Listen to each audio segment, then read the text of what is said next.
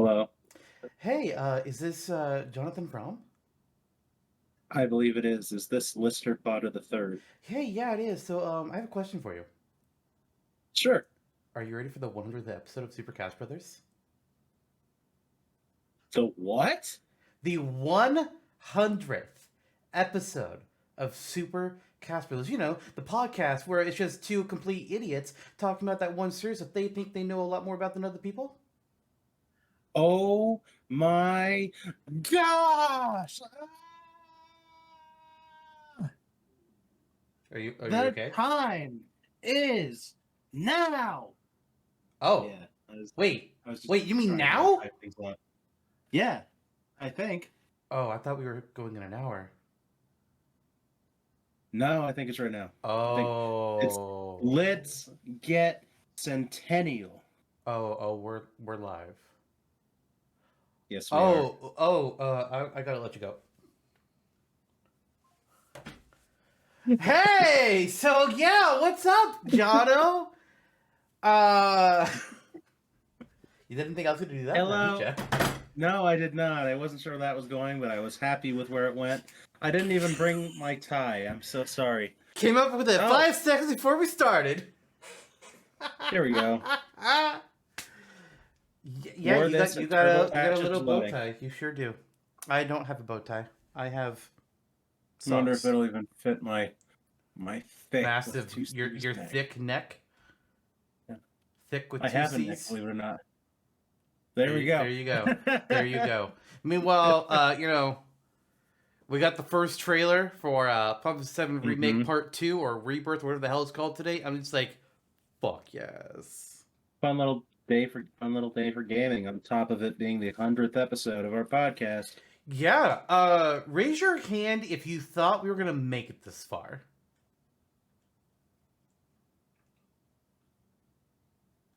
Put your hand down, you dirty liar. Put that hand. Put that foot. Nobody wants to see feet. For free? No! Thank God the audio version is more popular than the video version. Until now. Until now, yeah. Yeah, we're just suddenly the YouTube numbers are gonna shoot up for this episode, and I'm just gonna be so disappointed. I'm looking forward to it. But yeah, we are here. 100 episodes. If you'll excuse me a moment as I get a little Jeff Probst on you. 100 episodes, nearly 4 seasons, 30 something characters made in Smashtopia episodes, and here's the real impressive number: over 180 games or game franchises have been discussed in some way, shape, or form. Whether it's been getting a character on Smashtopia, been involved in a Smasher Dash, a Smashtopia showcase, a Rate Their Chances, or just like a brief mention in an on-topic episode. Over 180 different games and gaming franchises have been discussed on this show. Holy cow! That's nuts. And I think there's only 4 things that have been in Smash proper, as far as like gotten characters involved, that we haven't covered yet. Period. And eventually we're gonna. Because I realized I was like, oh wow, we've not covered a few things. Oh, we need to. How have we never talked about Banjo-Kazooie at all? Didn't realize that. Didn't we though? I had Gruntilda in our company roster game. Okay, I don't think I included the company roster stuff because there was a lot of things to cover. That's true. Maybe I should update that with those. But God, that would make the number even larger. Because didn't you include Marina Light Years in that video? I don't have fucking Mischief Makers written down. I don't think. Do I? Shit, I'm gonna go check. Uh-oh. You got Jeff Probst on him. I'm gonna give him a little bit of Ryan Seacrest to start this episode out too. I don't have Mischief Makers written down on the representation document that I have. Wow. So, oops. Yeah, because like I had that. We don't have Banjo-Kazooie. We haven't talked Duck Hunt. What are the other ones? Me versus Street Pass. They kind of. We'll get there, surely, won't we? Yeah. Oh yeah, After I also over. included the things that have had stages, not just characters like Tomodachi Life or Pilot Wings. They haven't been discussed at all. Wii Sports, Wrecking Crew. Those are the only franchises in Smash to have characters or stages that we have not talked about. Well, we'll get there, I think. We will. Possibly. There's not. I mean, I don't know if we'll talk about There's Tomodachi some Life, real- but I think we'll at least cover Banjo-Kazooie and Duck Hunt in some form, more I think than so. a Well, passing mention in the company roster game. some lights went off in my head when you mentioned the two of them together. Maybe down the line. Maybe down But the line. those are some impressive numbers, and I have to say, on top of all of it, with over 3 total tiebreaker votes in our Smasher Dashes, this is Super Cast Brothers 100 episodes. Good times. We've had more than 3 tiebreakers. Oh, I know. That's why I said over 3. I don't have the exact number, though. I looked up the numbers for the only reason I had to say over 180 for the other one is because, like, okay, I was counting the different cells that I had, and I was like, shit, I lost track of how many ones didn't have a slot mentioned in them. It's like, uh-oh. And also things like, some of these things are, like, Tony Hawk and McDonald's. I don't want to count them as gaming franchises. So it's like, it's over 180. Tony Hawk's Pro Skater, though. I mean, it's been around. Yeah, Good it's too bad that the remake for 3 and 4 got canceled because Activision decided to be Activision. That's confirmed. Tony Hawk has talked about that they were going to do 3+4 like they did 1+2, but then Activision just like, no, we want all our companies to work in Call of Duty. It's like, could you please not? Yeah. Jesus. Yeah.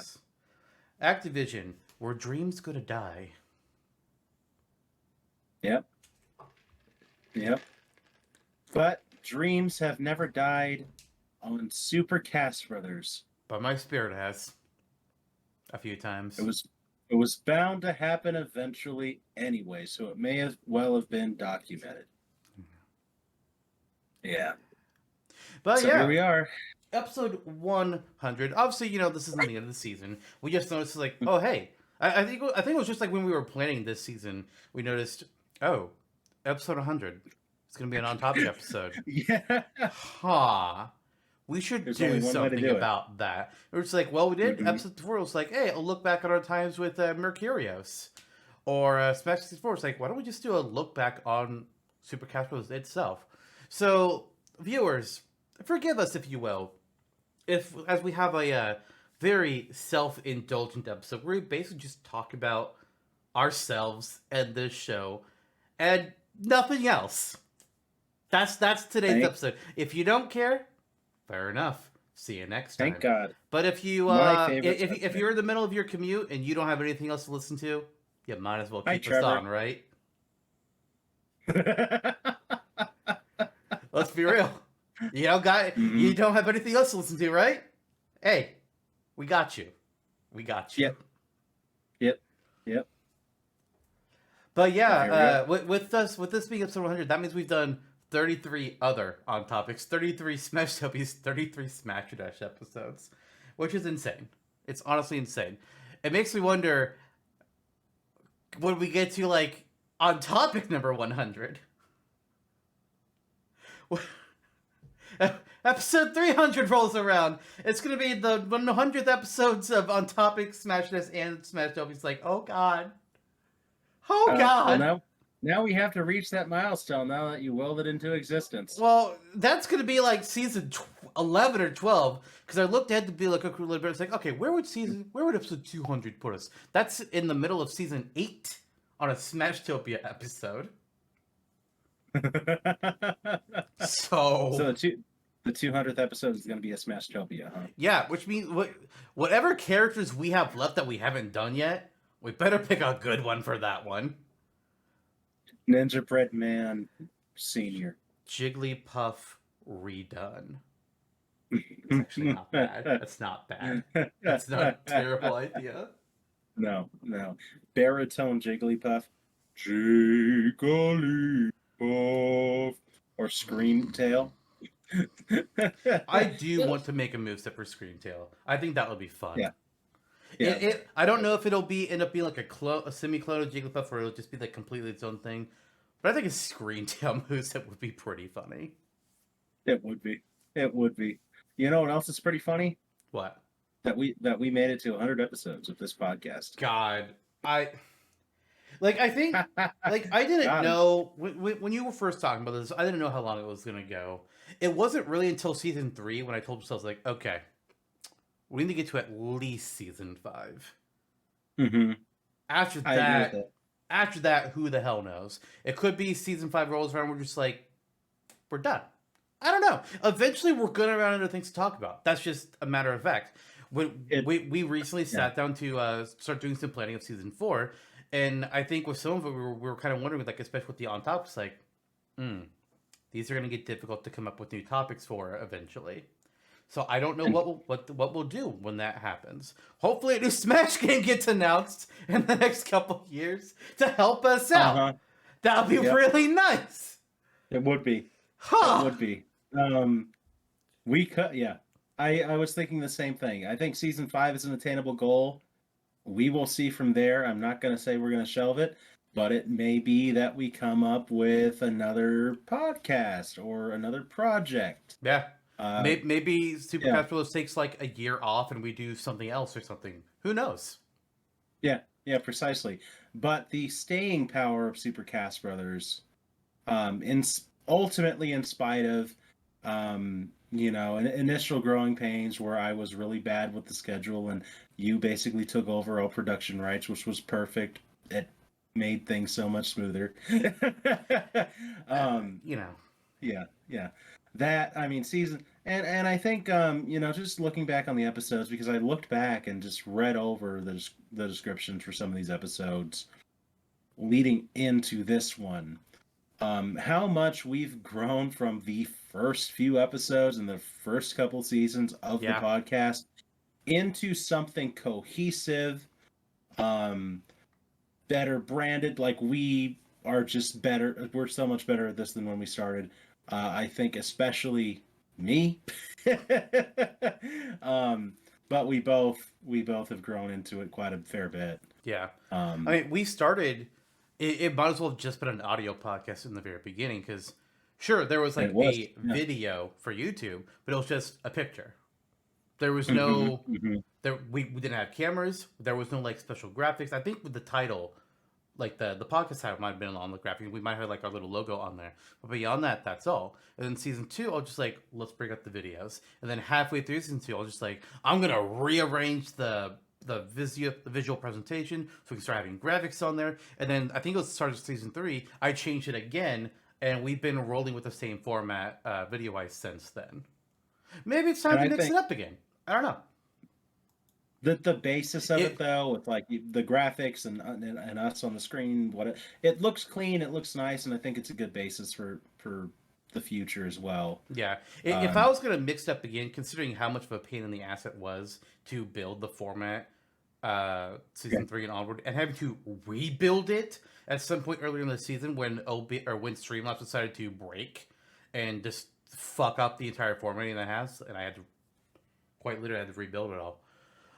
I feel like if I did it again, I'd want to like get somebody with skills. Like, I want you to do this for me. Make something cool, because I'm an MS Paint kid. That's all I got. Same. MS Paint and more recently Canva for the marketing jobs. Yeah. Let's move these pictures around. MS Paint, and then I have a couple things.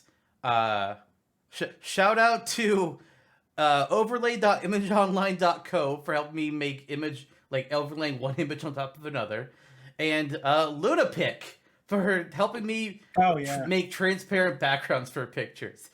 The two of you have been a lifesaver. Lunapic is a longtime friend of mine as well for other projects. Yeah. Free Photoshop. Especially like the roster images that I make for the Smashtopia Wiki at the end of the year.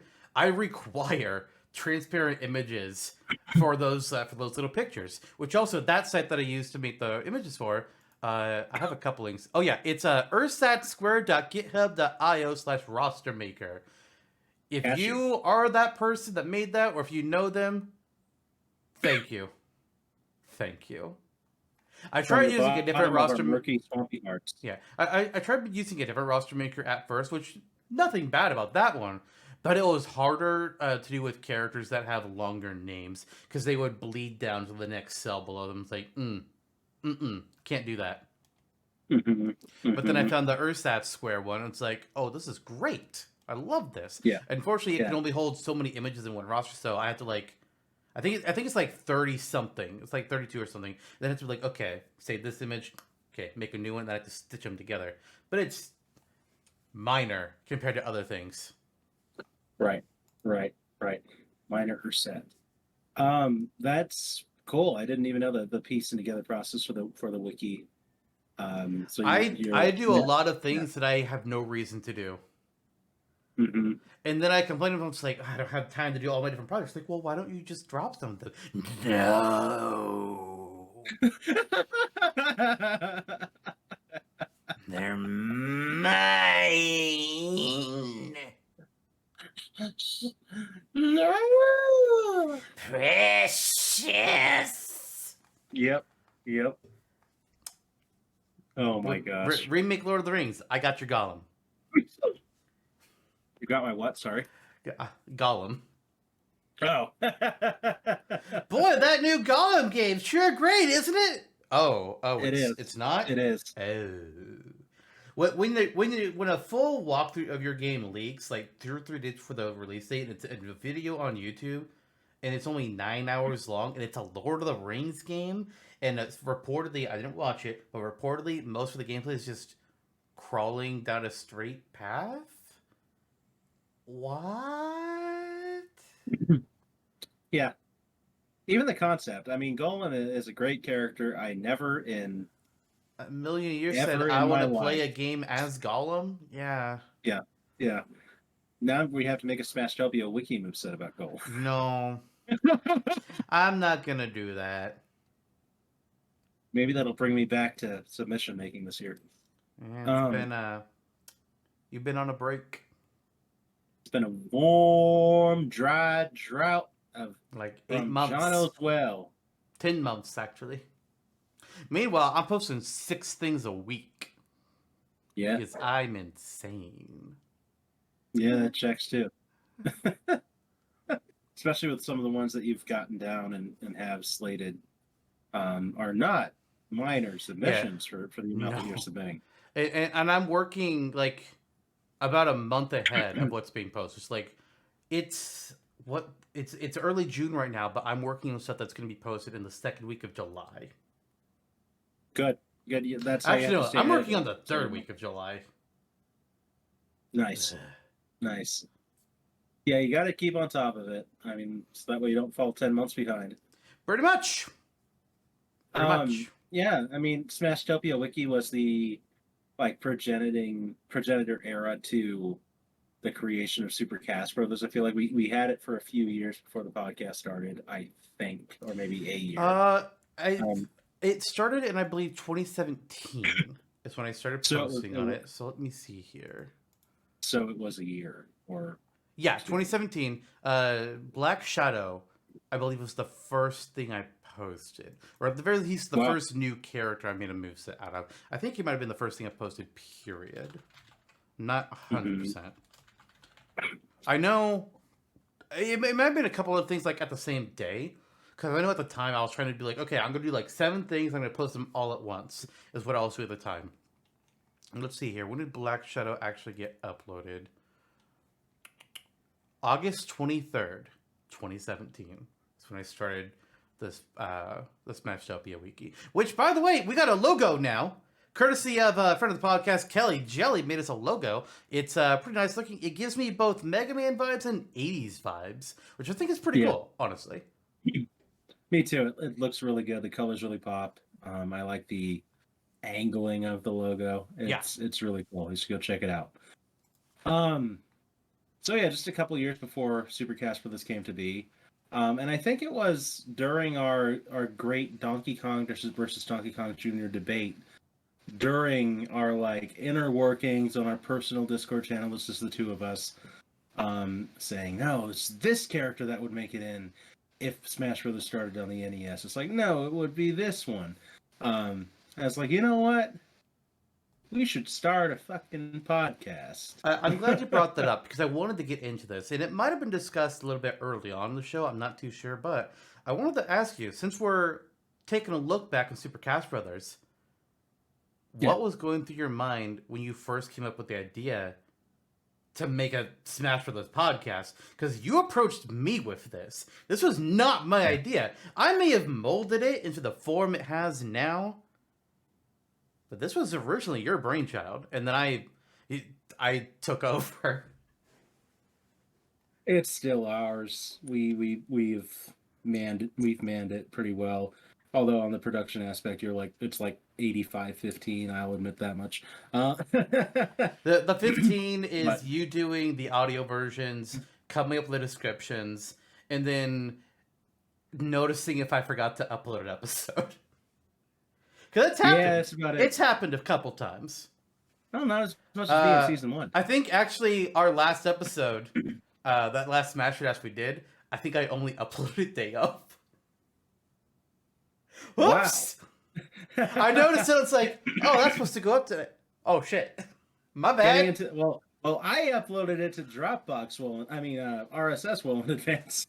Whoopsies! So well, it's a good thing you figured it out on the right day. Hey, it's better than season 1 and 2 when it would sometimes be like, hey John, it's been a month. Did that podcast ever go up? Oh, no. What? Yeah, and it's funny because I was so much less busy than I am now. Interesting. Yeah. At the time, it was kind of the advent of a different part of my life starting in 2018, 2019, where I was realizing I was getting in my day-to-day life a little more pulled away from the gaming sphere than I was comfortable with. I didn't have the time to play games as often as I used to, and it was sad. It was a struggle.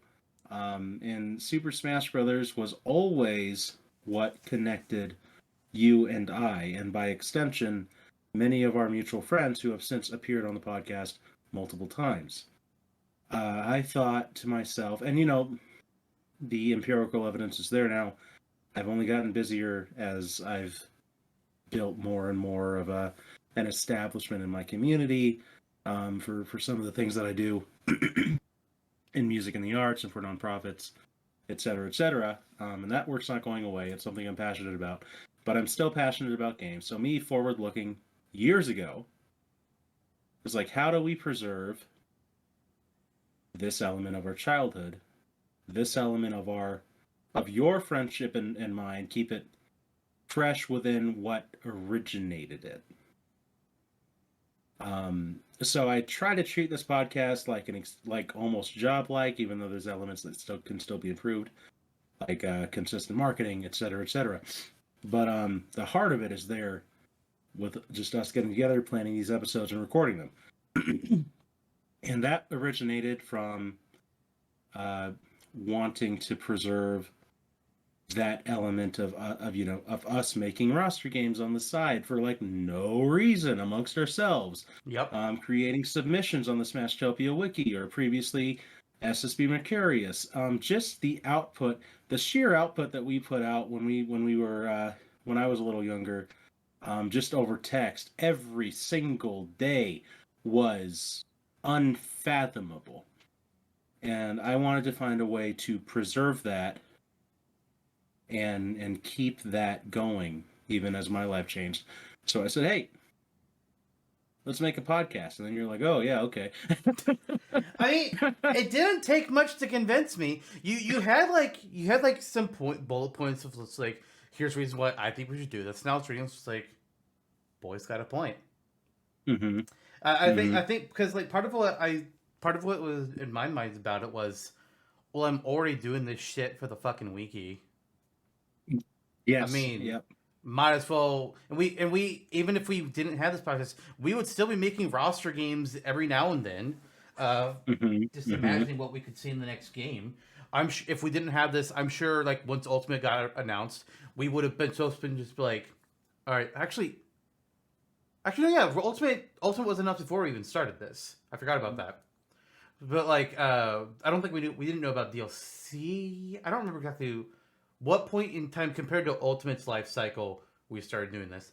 But I know we would have been doing stuff. You mentioned the whole Donkey Kong versus Donkey Kong Jr. debate, and for those who don't know about that, um, I think this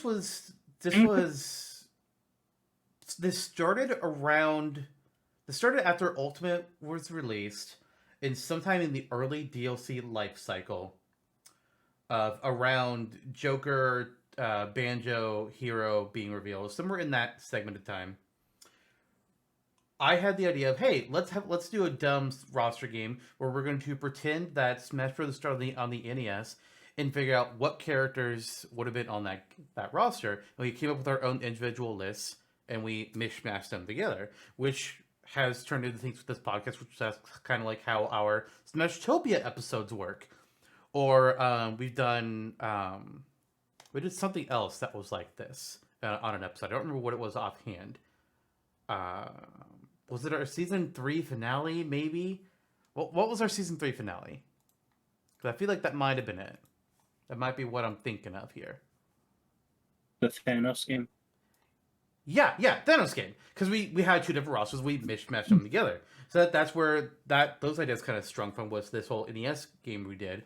And then after we finished NES, we moved on to the SNES 64, GameCube, and whatnot, until we had like this massive sized roster at the end, which was chaotic. And part of it took a long time to communicate, because, sometimes one of us may not respond for 3 weeks or something. I don't know.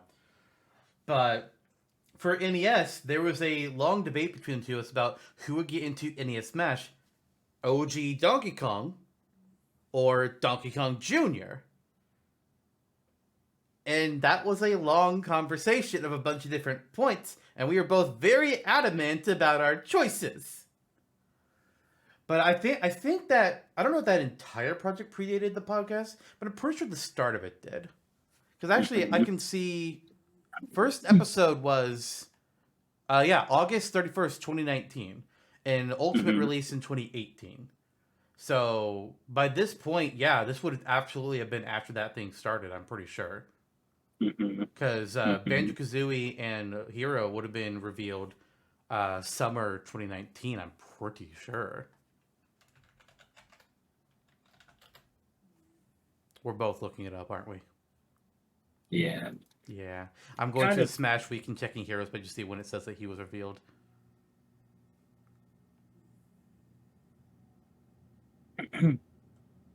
It really frames into perspective, too, just how long Ultimate's been out. I mean, I don't think of the Switch as this 6-year-old console, but I mean, it is. And here we are. We're absolutely on our way to the next console by this point. Yeah. June 12th, 2019 is when the Hero trailer went up.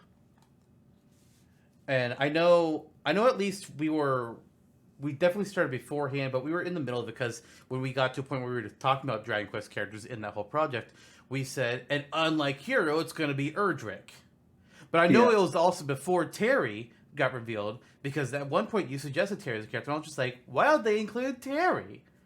And then I later on I was proven wrong. It's like, all right, if there's value in Terry, my apology to the Terry Fatal Fury King of Fighters community. I was wrong. Funnily enough, one of my favorite characters to play as in Smash is Terry now. Best DLC stage! Best DLC stage! For easily. Sure. For sure. Such a cool idea. And I just can't believe it's really been a short period of time. I know part of it was, we started in 2019, 2020, so towards the middle half towards the middle, rather, not the middle half, because that doesn't exist. Towards the middle of the first year of our podcast, the world changed in a way. And that made doing this project even better, even a more worthwhile pursuit for a while. But I guess it also kind of serves to where it's just like that weird illusory time thing where it's like it feels like it's been way less time than 4 years and way, way, way more time at the same time. Um, and looking back towards that first season, especially, the earlier you go back, that's where I was thinking, like, I don't know how long this is going to last because I don't know how well we can keep this up, Yeah. especially on my end. I felt like, during the Clones versus Echoes episode, like we were feeling the ground out. I mean, It that was wasn't episode necessarily, 1, yeah. yeah. Yeah, it wasn't necessarily a groundbreaking subject at a certain point. I mean, honestly, I feel like we can admit this.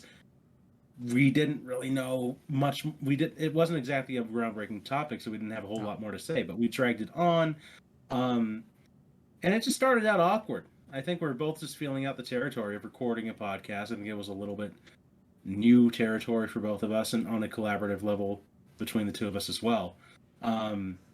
And it got a little better with Waluigi. Like, that was a fun episode to do. Starting out with a character we're both really passionate about having in Smash still to this day, please God. But even then, I think we made it through our first cycle, and then, like, Army Fighters Here to Stay was the 4th episode and the second on topic ever. And then once we got out of that kind of nebulous period, doing a couple of soft on topics, doing our first Smasher Dash, our first Smashtopia, we started to develop something. It was still audio only, but we were slowly building into it. Gengar was an exceptional moveset. And we started building that slow burn into, okay, there's something going on here. Really, I don't feel like it was until maybe towards the end of year 2, maybe the start of year 3 for us, that I started thinking, hey, this is something that is consistent in our lives, that we've built upon in a way that we can easily, quote unquote, move forward with into season 5 and beyond. But the quality was inconsistent, but there in the early seasons too, like a diamond in the rough. Right. Because Gengar was an amazing episode. I loved the back and forth that we had, where we were coming up with the same moveset. Just like, whoa, clearly Gengar will have Shadow Ball, but how will the Shadow Ball be executed? Right. And we did that over like 2 to 3 of those moves in a a 6 move set, including the extra skill. So it was quite intensive, quite the discussion, and having episodes like that made me excited about moving on into a video format in year 2, and eventually you cracking that idea to give us this entire physical format for our video output, etc., etc. Where was it for you, looking back, that you first had that little inkling that, oh, maybe this is actually something worthwhile, that this is something we can make strong content from out of? I mean, I think it's different for me.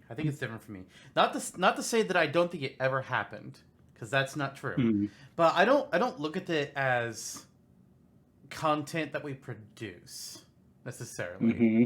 I just look at this as a fun thing that we do to talk about different topics. Is, let's be honest, would we be talking as much if we didn't have it on a schedule?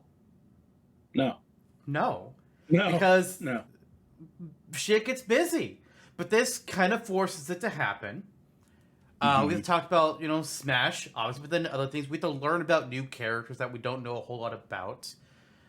Throw some opinions out there. Do I wish that we had, larger numbers and we had commenters and we kind of had a whole community around this?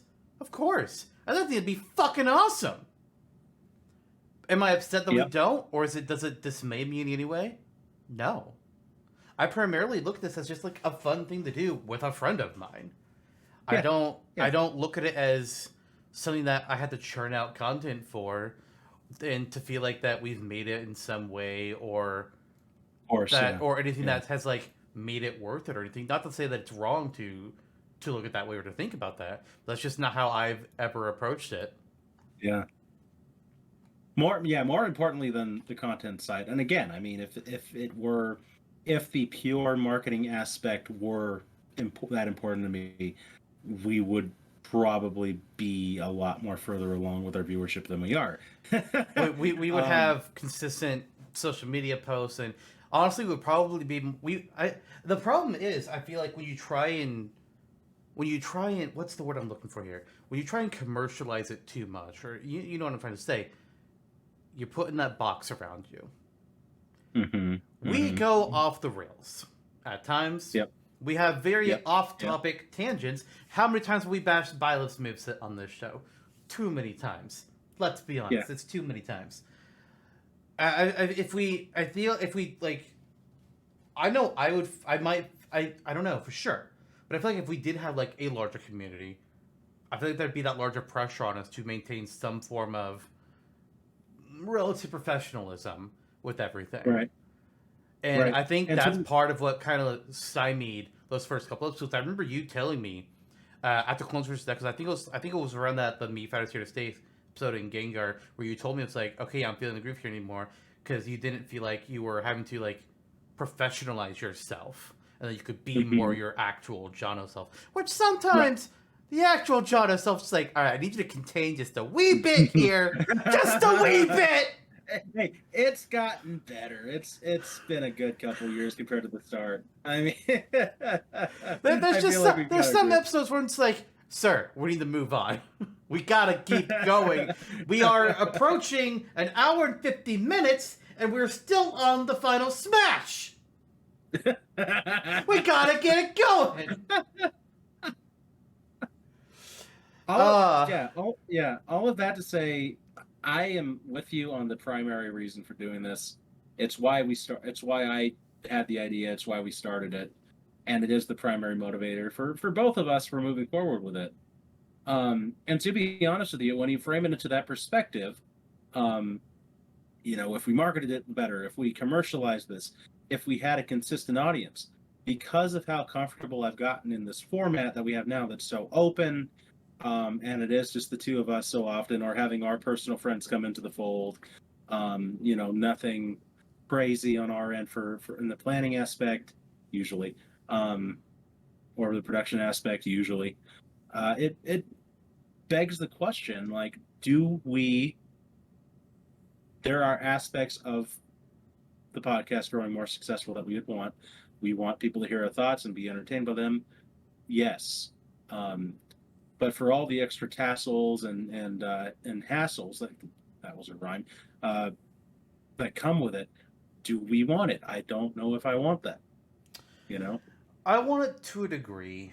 A long while back, and this ended up happening because we threw out these plans a while back. But a couple of years ago, I wanted to do something fun for season 5, where there's going to be this big old poll. You know about this, where we're going to let people vote and suggest ideas for what they wanted to see in season 5. Like, what characters should we make moves to set up? What topics should we talk about? What kind of matchup should we see in Smash or Dash? And we had a whole big old Google poll thing that we were starting to build with these things. And at one point, I realized partway through, it's just like, why are we doing this? We don't have the viewership for this. We're going to get like 4 people voting, which saddens me, because I would have loved to have done that. I'd love to have that kind of community where we can have this kind of like a poll to see like what kind of things we do. Or I'd like to do some kind of episode, like say the next Smash game comes out. I would love to do some kind of poll where we see what characters the viewers want to be in the next Smash game. And we had like this whole big Smash poll. Like we've seen other websites do this. So there's been some hosted on Reddit. Source Gaming has done a few. Yeah. I'd love to do something like that, but we don't have the community for it. So to a degree, I'd love to have a community to interact with. At the same time, I don't want us to fall into the trap of feeling pressured by anything, that we have to do certain things because so all of a sudden we have actual viewers. Not to say that people who don't watch, listen now aren't actual viewers, but you know what I mean, like a larger amount of people and whatnot. Something in the something in the hundreds on YouTube as opposed to in the inconsistent tens. Which isn't like again, like I'm not like talking bad about the people who do watch, but no. I wouldn't talk bad about myself. All right, all right. But like, I know what I'm trying to say. I just don't know how to put it into words in a Mhm, mhm. correct manner. But I'd love to have engagement. I'd love to have some form of Right. engagement. We have a Discord channel. We Mhm. don't really utilize it too much. It's got a little bit of chatter, mostly from Kelly Jelly. He'll post something in it related to a character on the wiki. Uh, Mhm. so I do wish we had some more engagement. So do I. So do I. I do feel like that, imperceivable pressure that you're talking about.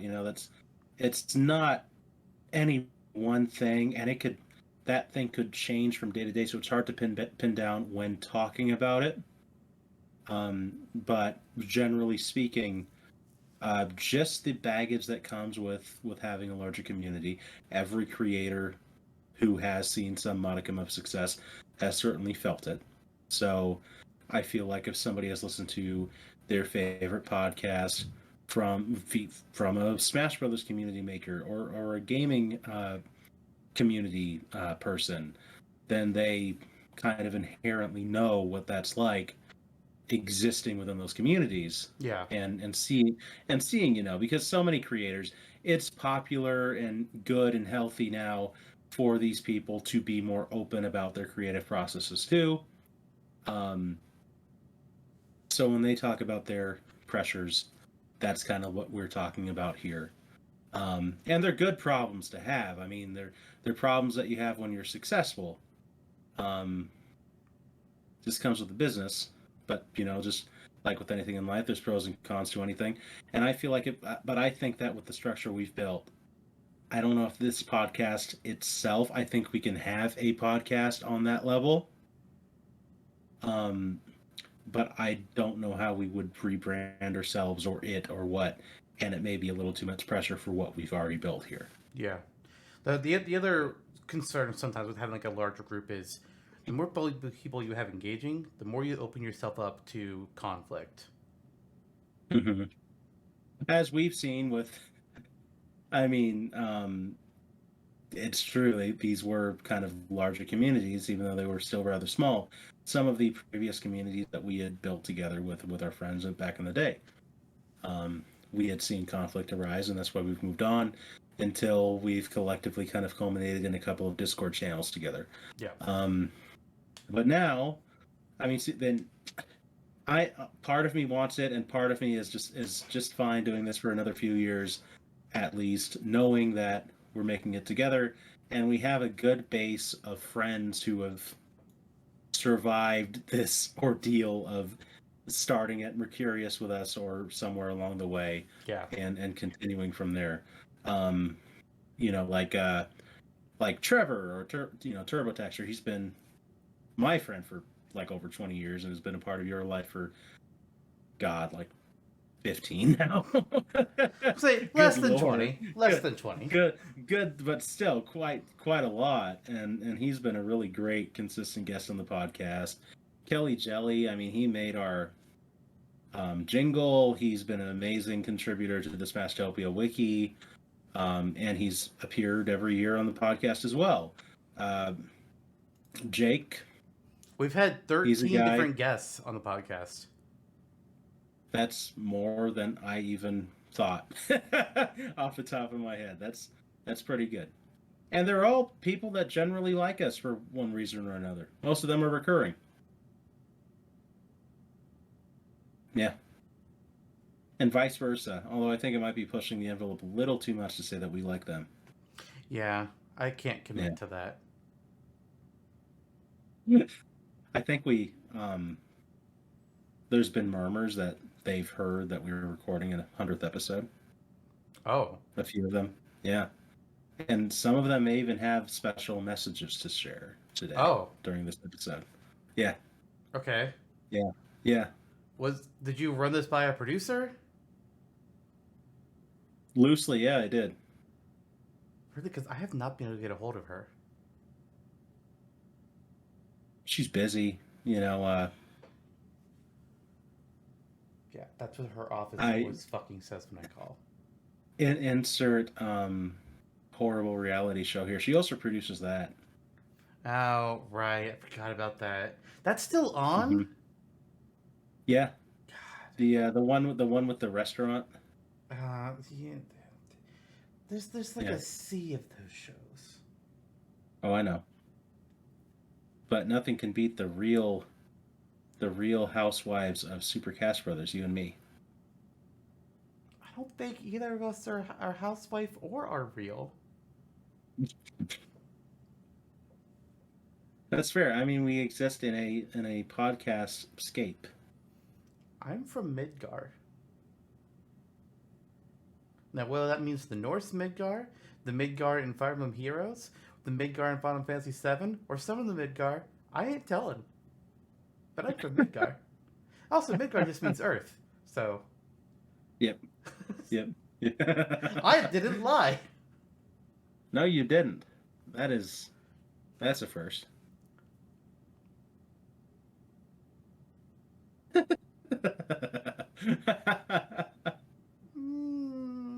Anyways, you said you had a message. Yeah, I think so. Who's this message from? I believe it was from Ebit, Jake. Oh, Our good old buddy. is that what I have Yeah. here? What do you? I wonder what this roll of newspaper was. Huh. Jake left it behind. Ah, that makes sense. All right. So yeah, as John was saying, we've gotten a few messages from some of our collaborators, and we're gonna play one here. The only one of them I believe is in video format. Those are just text, which we'll read out as we go through the show. But for now, Does that mean that Jake loves us more? Yes. Okay, good. Yeah, It's I'm glad canon. we're on that. Yeah. Never thought we would have reached that conclusion, but here we are. I mean, 100 I always episodes felt it less was than- obvious. It's either him or Eric. Sure. All right. Let's listen to what Ebit has to say. Okay. Hey Jonno and Zantok, congratulations on 100 episodes of Super Cast Bros. What an incredible milestone that really speaks to the passion and that you guys bring to the series and to the fandom.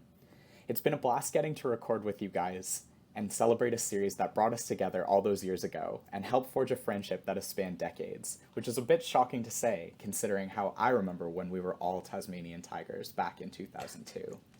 But seriously, from our humble beginnings back on Super Smash Bros. Mercurius, drafting up our dream movesets and fan additions to the series, to Ultimate Tournaments and Tournaments of Champions, to reacting live to Everyone Is Here, to our late night recording sessions, and all the laughs and all the fun in between. Thank you both for being two great pals, through and through. Here's to 100 episodes, and maybe another 100 more yet to come. Thanks, guys. The past still wants me back in 2002. God damn it. God damn it. You knew exactly what I was reacting to. Yeah, John has sent me, I need to turn that off. John has sent me this video last night. It's like, hey, I got this. And it's like, I'm not going to watch it until we're doing the episode live. And I'm just like, oh, God damn it. This is how you know I didn't watch it yet. The past it wants me. God damn it, It Ebit. You son of a bitch. I know. But that was nice. That was nice. It was. I don't You think can- anybody who we told that we were doing this to, I don't think any of them imagined that we would still be doing it at this point. Yeah. It's Kinda like I makes you said, wonder like about I only really felt like I had to commit. Again, like once we were, I think it was probably somewhere around planning season 3. I was just like, we gotta get to at least season 5. Season 5, Yeah. That's a big milestone. 100 episodes is a big milestone. About 5 seasons, especially when that's longer than 100 episodes, that's a big milestone. I wanted to hit at least that. Beyond that, again, as we previously mentioned, who knows? Who knows what lies in the future? I don't know. Yeah. Like this, Yeah. The whole thing started when you approached me with it. And I was trying to think like how we could make it work. And I was like, okay, I mean, obviously we'll be making character movesets. So obviously that's kind of the main thing we do. But also just like, that can't be it though. We gotta do something more than that. We just do character movesets. It's gonna get very dry and we're gonna burn out fast. I was like, okay, well we could have like, Mhm. you know, like pick a topic and we'll just talk about that topic. That could be an episode. It's like, yeah, that works. There need to be something more. It's like, what the hell else? What could we do for like a third episode type? I didn't know. I was struggling, trying to think of it, and I was just like, well, there's that game I feel like that's like a this or that kind of game. You could do something like that, like pick two characters against each other, talk around, and like who would you choose to add the smash? What do we call that episode? Smash or pass? Wait, no, that's something else entirely. I legit, it passed through my mind. I was like, but what could I call it? Oh, smash or dash. It rhymes. There you go. And you're either adding one to smash or you're dashing their hopes of being added. Yeah. That was the concept I had. It's like, it's gold. Yep. We got it. Let's do this. And there we got a 3-episode format, which to this day, I mean, after some renovations to the Smash or Dash format, where we are now doing Rate Their Chances at the beginning of the episodes, I would say it still feels pretty fresh. I mean, with the idea that, you know, impending soon enough, you know, eventually the next Smash will be announced and revive the freshness of the podcast overall again, as it was during the DLC cycle in year one. I lost my train of thought there, but the point is that the 3-tiered cycle on Topic, Smashtopia, Smash or Dash has really served us well. Yeah. And every season, pretty much every season, maybe not season 3. Yeah, I think pretty much every season we've changed something about the format. Like, so obviously, you know, season 1 was a thing. Season 2, we added video. Halfway through, we added graphics. Season 3, I completely changed how the visual presentation was performed. Season 4, we added Smashtopia Showcase to the Smashtopia episodes.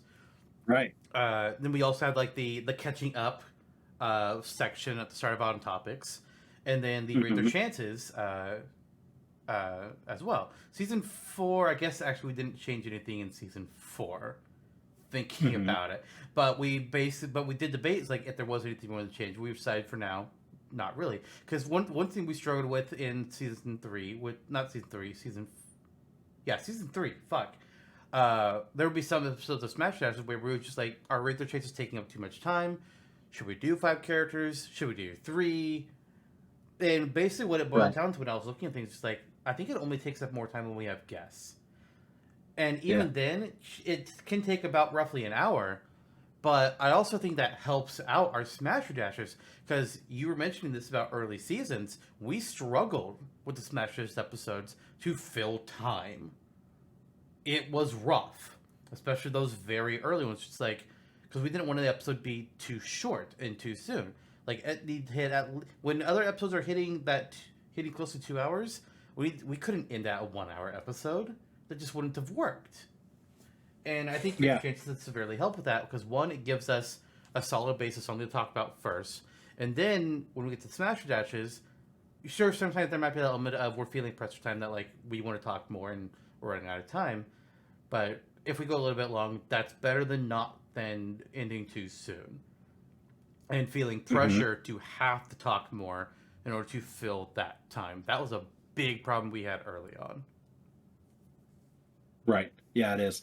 And it is funny, you know, even occasionally, since we introduced Rate Their Chances to the spectrum of what we do, every so often, I mean, to be frank, Rate Their Chances is the more interesting aspect of the episode. We still hit that occasionally, and it just is what it is. Sometimes we get into a really spirited discussion, especially when it's with a guest. And it turns into it's a fun little format, though. I've really enjoyed it. I've really enjoyed, like, you and I go back and forth on choosing which ones, like, say the recurring. The Smash or Dash, like, for the most part in episodes, we're very clever on what we're doing with them. But when it comes to Rate Their Chances, we alternate episodes on who's picking the 5 characters. And if it's one with a guest with a particular theme, sometimes we'll follow games that guest knows, or whatever that particular theme is. And at the time, we're just like, I'm just going to pick some characters. And I think also part of the problem with Smash Dash, because you mentioned that sometimes RTC is more interesting, is coming up with good matchups while also not reusing characters we've already used gets dicey. It gets dicey. Because we'll think of like, oh yeah, this would be a great character to pit against this other one. It's like, we already used them. Yeah. Problem. Or it'll be like, okay, we're following the X theme, and X theme pretty much requires us using these characters. But boy, that's a mismatch. This character is way cooler of an option than the other one. We have those problems sometimes. We try to avoid them the best we can, but sometimes it's just something we deal with. Sometimes it is. Pinpointing one, I will say, I think the diciest Smash or Dash we've ever done was this season. At the 8th X of the season, I think Rabid Mario was a mistake. He was. We should not have used Rabid Mario for that. We should have, if we were going to do anything right, we should have picked like the new character from that one, or just done a different game. Rabid Mario was. I think the problem. I think why it became Rabid Mario, part of it was because we wanted it to be a third-party character, or not a first-party. We were going for a first-party character. They were kind of like the only. We weren't feeling super hyped about some of the other options because we already putting like Shez was the big first-party option of like something new to talk about. But because we all that when, like I mentioned, like we're wanting to do, we pretty much planned season 4. Like some things can change, but we want to try again that whole Smash Bros. Episode that just focused on characters that either were only existing in a new game that released in the past year, or that released like here's a new game that heavily features them. So we're going to try the concept again and see if we have like a better matchup pair for it, which I think we've picked out better choices. But we'll see what happens. We're trying some new themes in the next season, some cool ideas, and we'll just see how it goes. Yeah, it is interesting too. You mentioned that sometimes it's difficult to choose matchups, and I brought Rabid Mario up. Also, it has one time so far been an issue for us to keep up with Rate Their Chances since we rated Tails in both Season 3 and Season 4. Yeah, that I don't know who picked Tails for the second time. I don't know which one of us that was. I could look, but then like, do I want to call one of us out? Kind of.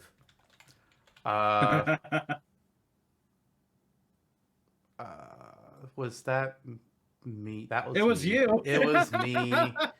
Yeah, and I just missed it. I just missed it because I have a bunch of tabs in this document. I have a bunch of tabs in this document, and they are not. I wish it was organized better than it was. It's got a lot of organization to it, but there are areas where it could definitely be better. Yeah, and I just completely missed that we had done Tails previously. It was like, well, shit. But that this document even exists is like a testament to your personal we could not do this show if I didn't have this document. Yeah, the document is the characters that we've kind of more or less planned on for Rate Their Chances next year. I double checked all the ones that I'm choosing, and we haven't done them yet. I almost did one. I almost wrote one down we'd already done though. I almost wrote down Alucard again. Oh yeah. And then I started writing down a different character, and I looked at the list we had, and was like, shit, Jonno's already picked this character for another episode. Fuck! And I'll color that cell a color so you know who I'm talking about without me spoiling it. Okay. I almost did that character in this episode here. Oops. Oh yeah. Yeah. That nearly happened. I was like, oh shit. Can't do that. 14 tabs this document is that you've created for Supercast Brothers. We haven't doubled up on anybody in Smash or Dash yet. We haven't done it. Yeah. I don't think we ever will. We'll keep on top. I think eventually we will, but I think it'll be intentional. Yeah. Like, I feel like when a new Smash gets announced, I think that's a point where we need to, quote-unquote, wipe the slate clean for Smash or Dash and Rate Their Chances. Because by then, we'll be talking about characters that are like, okay, new Smash! Who do we want in? I think that's just going to be part of it. Because again, like, we started with characters that, when DLC phase was still happening, that's where we started the show. And I don't Did any of the characters we discussed get into DLC? I'm not seeing it. I don't believe so. But we did. We talked about Edelgard, Dimitri, and Claude after Byleth was already revealed. Because looking at the podcast here, it looks like we started. It might have been around Terry's reveal. I think it might have been around Terry's reveal when we started. Because we have one of our early episodes is looking ahead to Fighters Pass 2. We were trying to predict what could be in Fighters Pass 2. So we definitely started before then. But I don't think anything that we discussed, with the single exception, nothing got into Smash after we discussed it. And that one exception was Rex and Pyra. We did it. Yeah. Our fourth Smashtopia episode was Rex and Pyra from Xenoblade Chronicles 2. And then Pyra and Mithra get into Smash. Not Rex. Just Pyra and Mithra. With a Zelda Shake swap mechanic. We were just like, oh shit! Now, now I'm kind of in a weird place, because on the weekend I was like, okay, I have to upload new pages for Pyra and Mithra doing their actual Smash moveset. And I had to kind of like mark the Rex and Pyra as being like a legacy content, as in like, this is maybe before they were officially revealed. If you want to see what their actual Smash Ultimate version is like, go to this page. And I also had to do that with other things, like I made a Steve moveset before Steve got revealed. I made a Sora moveset. I made an Inkling moveset. And now I'm just like, I gotta do Rex at some point. I have to complete the whole thing. I need to give Rex his own character slot again. Because obviously Rex and Pyra slot can't exist anymore. And I gotta tell you, I've played through the DLC for Xenoblade Chronicles 3. And I got me some ideas. And I want to make a Rex moveset where, kind of like how Ike in between Brawl and Smash 4 went from being his skinny Ike form to buff Ike form. I kind of want to make a moveset using the Daddy Rex model. I want to do it. I've got some thoughts of things I can do. They're not going to be like special, crazy, unique things. But more merging what he can do in 2 and 3. But his character model would be the design from 3. I want to do it. Yeah, it was... I hope you do, or we do, or something down the line, for sure. Yeah, that was a surprise. It was a surprise. First and foremost, it was really great being able to cover the remaining DLC, culminating into Sora through our show. And I look forward to one day, I think it's going to happen within the podcast life cycle, the announcement of the next Smash and doing it all over you. Yeah. In the meanwhile, because I've said multiple times, speculation about Smash is more fun than playing Smash for me. It honestly kind of is. It honestly kind of is. Like, I love playing Smash. It's such a great game. It's such a great series. I love everything about it. But I'm not like a competitive player. I don't spend hours just playing this one game. I like to play a lot of other games. I like to get these other gaming experiences. I don't have time to just play Smash. But I can always speculate about Smash. You and I grew up in that world after having met each other in Mercurius especially, but we're also just technical minds. And I feel like if it weren't Smash, there would be another game series we would be thinking the same way about. It's in our nature, and Smash really feeds it. I mean, do I need to bring up the list of fan fiction ideas I've had of other game series? Let's see, I've got Pokemon down here. I've got Mega Man Battle Network on here. Like I got a Final Fantasy Isekai series on here. Nice. Are you the self-insert for the Isekai? Yes. Nice. It was going to be me and 3 other people I knew, and they were going to be like for the first game, it would be me and one other person, and then like for the second game story, it'd be me and a third person, and then for the next story, it was going to be like just one of them, and then it was eventually going to culminate into Final Fantasy 1, where it's going to be like all 4 of us for the first time in the same story. That's what I was going to do. It was going to start with Final Fantasy 8 because I love 8. And then it was going to be 7, and I don't remember what the path was from there. It might have been 4. Yeah. We were going to pursue that, and that was something that predated this podcast as well. We were thinking, when we initially announced this podcast, it was with the announcement of us working on a fan fiction for Smash together. But I think we ultimately decided that was kind of a rote point. First and foremost, other people have done it better than we probably could have. secondly, it is way too ambitious for a first project like that. I still think we can do it. I absolutely still Really? think we can do it. Yeah, I don't think I never. What happened with, in my viewpoint on this project, is I gave up on you. I gave up on you responding and wanting to pursue it. I don't know what exactly your viewpoint was, but I was just like, Jonno has stopped saying anything. This is dead. But like, I think what might be, because like one of the things I wanted to explore with it was like started with Smash 64 and kind of envisioning in universe, how does Smash Brothers start in the like a combined Nintendo Gamesphere universe, where it's like, okay, look, here's Nintendo City or wherever the fuck, and you have all these characters that are interacting, and they go off to like produce, they go off to different worlds to like produce games or whatever the fuck, but they have this whole like interactive hub world or whatever, and Master Train was going to be like this young character who has this dream of bringing all these characters together in like this big collaboration, but nobody wants to give him a chance. But then finally, like he gets like one person that's like, okay, we'll give you some funding to put this together, but it's like low budget, and that's why Smash 64 story is going to be like much smaller scale, smaller characters. The sets for the fights are going to be kind of rinky dink. It's going to be that, but then it's going to succeed and be like, okay, Melee, bigger budget. He's getting his brother or cousin or whatever you want him to be. Crazy Hand is involved now to help out. Bigger roster, more items, more stages. Also, at that point, I was going to add in a little bit more to the story. There's going to be a part where a villain invasion of characters who are just like, what the fuck? Why aren't we allowed in? It was going to be like Wario, King Dedede, I said Wario. Wolf is what I meant to say for that third point. Ridley, I was going to have in there, and then I was considering a couple other characters like Samurai Goro, and I was considering them because who appears in the Melee intro that's not a playable character? Samurai Goro, Ridley, Wolf. The three of them. So it was like, okay, this explains why they're in that fucking intro.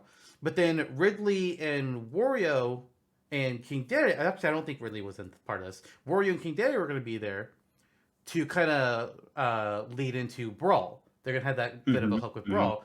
And like the in-credit stinger I was going to have for Melee was Master Hand, who is also kind of like the stand-in for Sakurai, in a way. He was going to have a meeting with King Dedede and just be like, something is coming. I don't quite know what's going on, but something is coming, alluding to Taboo. And that's how King Dedede was going to get roped in.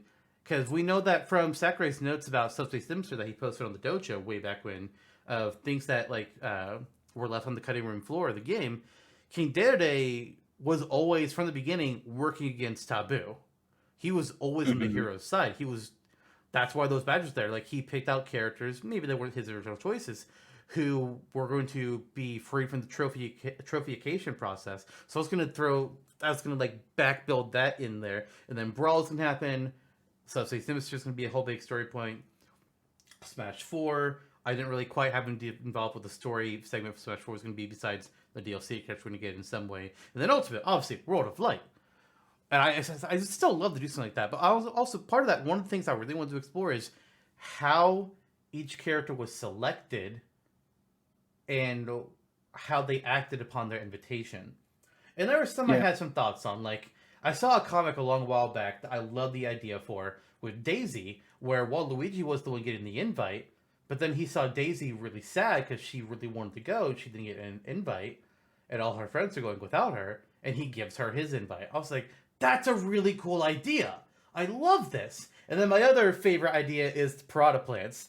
Actually, no, I had two other favorite ideas, but one of them was Piranha Plant, where Master is just like getting frustrated. It's like, I can't think of who to invite. I'm getting rejections. People don't want to do this. I haven't had this hard of a time since the original. And he just like throws up an envelope and just like throws it in the room because he's frustrated. And it lands over in the corner with this potted Piranha Plant he keeps in his room that just bites at it. And it's like, oh my god. Brilliant! That's how I was going to explain Piranha Plant. That was going to be it. And then my other fun one was Villager, where Master Hand was going to be like, for Smash 4, like, what the hell? These people, I got your Links. I got your Space Dragons. We wouldn't have Space Dragon for that one. I've got all these popular characters. Why does everybody just want these normal people in this tournament? I don't understand. What do you expect a fucking yoga instructor to do in a fight? And then Crazy Hand was going to be in there. He's going to be like, bro, I got you. I'm the perfect... You want to rate the person? I got the perfect guy. Insert Killager. The Killager memes with the crazy axe-murdering villager. And that was Crazy Hand's nomination for a regular guy. Master Chief was just like, fuck. It's too late to send him back, and I'm scared of what he'll do to me if I try. Cool. The Killager is here. Fuck it. Whatever. That was my whole thing. That's what I wanted to do. Sweet. And I still want to do it. An I still interesting do. trip down memory lane. We can revitalize it, and I think part of it too. Kelly Jelly. I mean, looking back on that, he really kind of lit that fire back up, at least from the readership perspective for me, with his Smash vignettes that he was doing for a number of years, where he has submitted a number of characters like the batter, for instance, from The Off, batter, Cadence, the crew from Metal Slug, the monsters from Rampage. Several of these characters he's made character movesets for, and then he made vignettes on Archive of Our Own, where it's kind of just like how these characters would interact with other characters that are actually in Smash canon. Yeah. And then since then, he's done other vignettes for other things.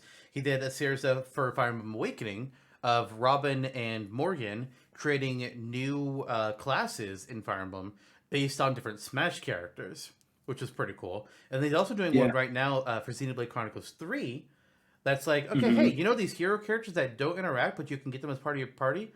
What if they did interact? And like each chapter is 2 different characters interacting that you in the game. I haven't gotten to read that one yet, but I need to make time for it. Yeah. I have something of Kelly Jelly's that we can read right now on the podcast. Okay, go for it.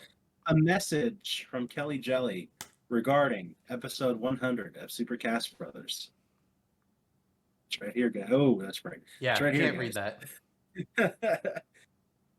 Kelly says, for episode 100, first off, my sincerest thanks to you both for including me and my contributions on the Smashtopia wiki. It's your baby, and you weren't obligated to feature anything of mine, but it makes me happy that I get to be a part of it. Being featured on the Smasher Dash episodes discussing character chances and matchups, because we have the Kelly Jelly Showdown featuring his characters from the Smashtopia wiki, it's basically become a season tradition. Yeah, until we run out of characters he's made. And at that point, I'm just like, fuck, man, I don't know. We'll have to get you to do something else. Yeah. And he will. He's a great guest. But being featured on the Smash Dash episodes discussing character chances and matchups are always fun to join in on. Even if we don't always agree. Breaking a tie is a difficult position to be in.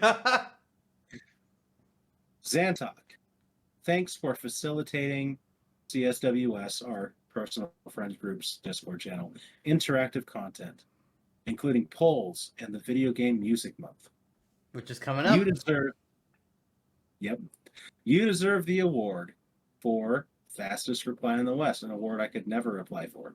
Wait, also, fastest what? Reply in the West. He says you reply to him quite often. I live on my computer. Also, big thanks for following up 999 with a VLR stream, even though you didn't have to. Yeah, I did. Yeah, I did. He has a catchphrase for you as well. For his neutral special, he wields an axe. Oh, God! Yes! Clover, where are you? Stop the axes, Clover! I know you're somewhere. If you know, you know.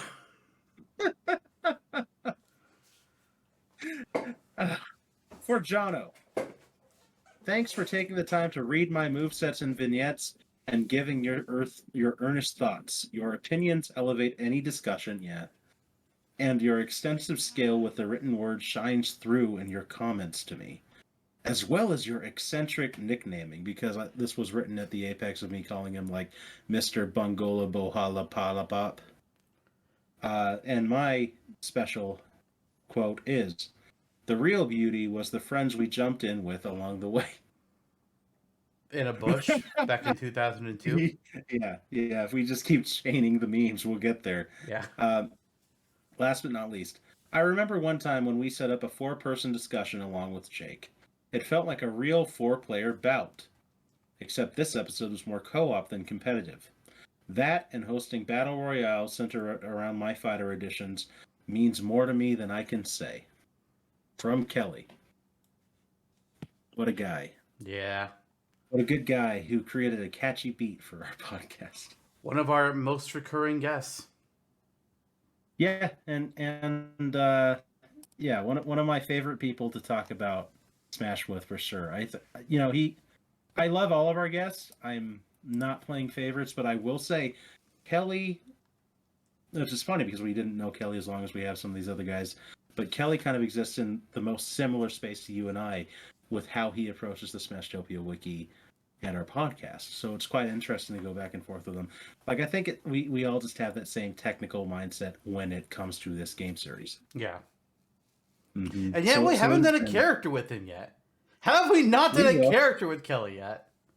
It's so inherent, especially since he's the other contributor to the Smashtopia wiki. Yeah. We should have him on for a Smashtopia episode.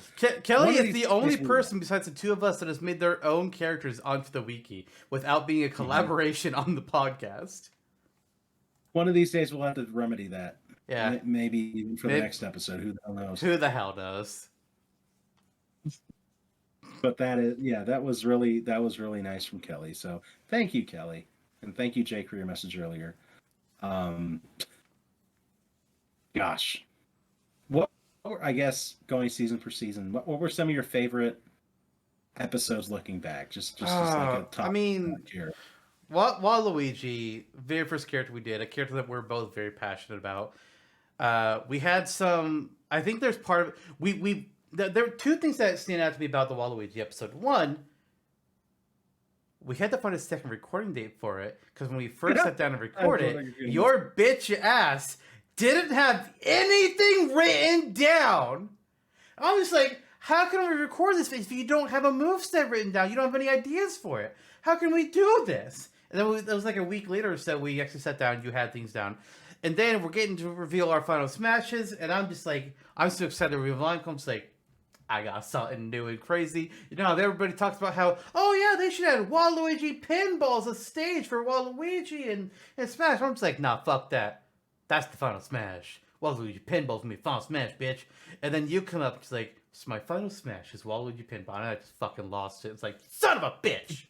Oh yeah. There's been a lot of times where one of us will start saying like, oh yeah, this is my move, and the other person's just like, fucker. Mm-hmm. I thought I was being so unique. And then we both come up with the same thing. It's like, damn it. It shows that we both came from the same place. Yeah. Like that one is a standout to me. You mentioned Gengar earlier. That was a great one. I've also liked our episodes where we don't make characters. We do other things like assist trophies, stages, spirits, items. We haven't done spirits yet. Items of Pokemon. That's what it was. We made a new moveset for Toon Link and a new moveset for Dr. Mario. I feel like it's harder to say standout. I feel like it's harder to make out standouts for like the Smasher Dashes because I'm just looking at characters and I don't remember a lot of the details between them. I know we had good discussion on Mock Rider. I remember that. But then we did a stupid Survivor randomizer episode. Yeah. I don't know why we did that. That was a dumb one. That was dumb. It was dumb, but it was pretty funny. And we were hitting some pretty heavy. We were doing some pretty heavy hitters around the time that we did that episode as well. Yeah, we wanted something because that was when like we were having a lot of like DLC was in full swing. We had like looking down the episode that when we had to like talk about Sephiroth. Pokemon, but then we had the Steve reveal, then the Sephiroth reveal. No, they weren't back to back. There's like one episode in between them, and then with the Survivor one, and then an episode after that was Pirate and Mythos reveal. It's like fuck. Actually, oh shit! Every other on topic in season 2 was a new fighter reveal. Oh fuck! From Steve all the way to Kazuya, all of that was season 2. Yep. Huh. Hey, it's funny how that works. That's yeah. It was a time, and then we really had to shift gears with the on topics in year 3, and I feel like that's where we started really thinking like, oh, we need to really find a way to keep these on topics fresh. Yeah. Leading into the new years, but so far we've done it, and I'm not too concerned either because we have year 5 mapped down. It's looking pretty good. Yeah. I feel pretty satisfied for what we have with year 5 right now. We might again, like plans might change as we get closer to it, but I'm satisfied with what we have for now. Me too. Yeah, some elements are definitely changed, I think, with game reveals and whatever, but yeah, so far so good. But like we've also done like the Smash for the Sorting Hat with Say What You Will About Harry Potter. We're not going to go deep on that, but we had a friend of mine, Curb Walker, on. And we just had like a silly episode of like pictures like what Hogwarts house would Smash for this characters be sorted into, and we've done that twice now because we can't do the whole roster one episode. And we gotta do part 3 still because we still got 30-something characters left. Yeah, but those are fun. Yeah. And then we also, we had to do it. We had to bite the bullet. We've trash talked Byleth so much. Season 3, it was our put up or shut up moment. We had to make our own moveset for Byleth that and prove that we could do better. And I think we did. I may be arrogant, but I think we did. I will say that we did, and so did Kelly Jelly on the Smash W wiki with his version. Yeah, and Kelly's version existed before Byleth was revealed for Smash. Yeah. One thing that I also liked when we were thinking like what are ways to freshen up the on topics, to make it not just DLC oriented, because year 2 we were already talking about that because DLC is going to end eventually. Yeah. So what are we going to do? We come right out of the gate, out of Smash, maybe making it a tradition to do these maybe once a season or so. So our first inaugural edition, Pokemon Memories, the very first episode of season 2 of Super Cast Brothers. Coming onto it, our first ever video episode ever. Turned out pretty darn well, I would say. Introducing this loose structure where we kind of like now, where we're making talking points up as we go about a specific thing. So, Pokemon's a massive franchise. We've both been invested in it for quite a while. Both grew up with it. Both keep up with it to different extents now. It was a good episode to kick things off with and talk about our favorite Pokemon, which for me is Pelipper because I am a freak. For me is Cubone because wearing a skull and using a bone like a club is fucking awesome. Yes, it is. Cosplay one of these days as Cubone.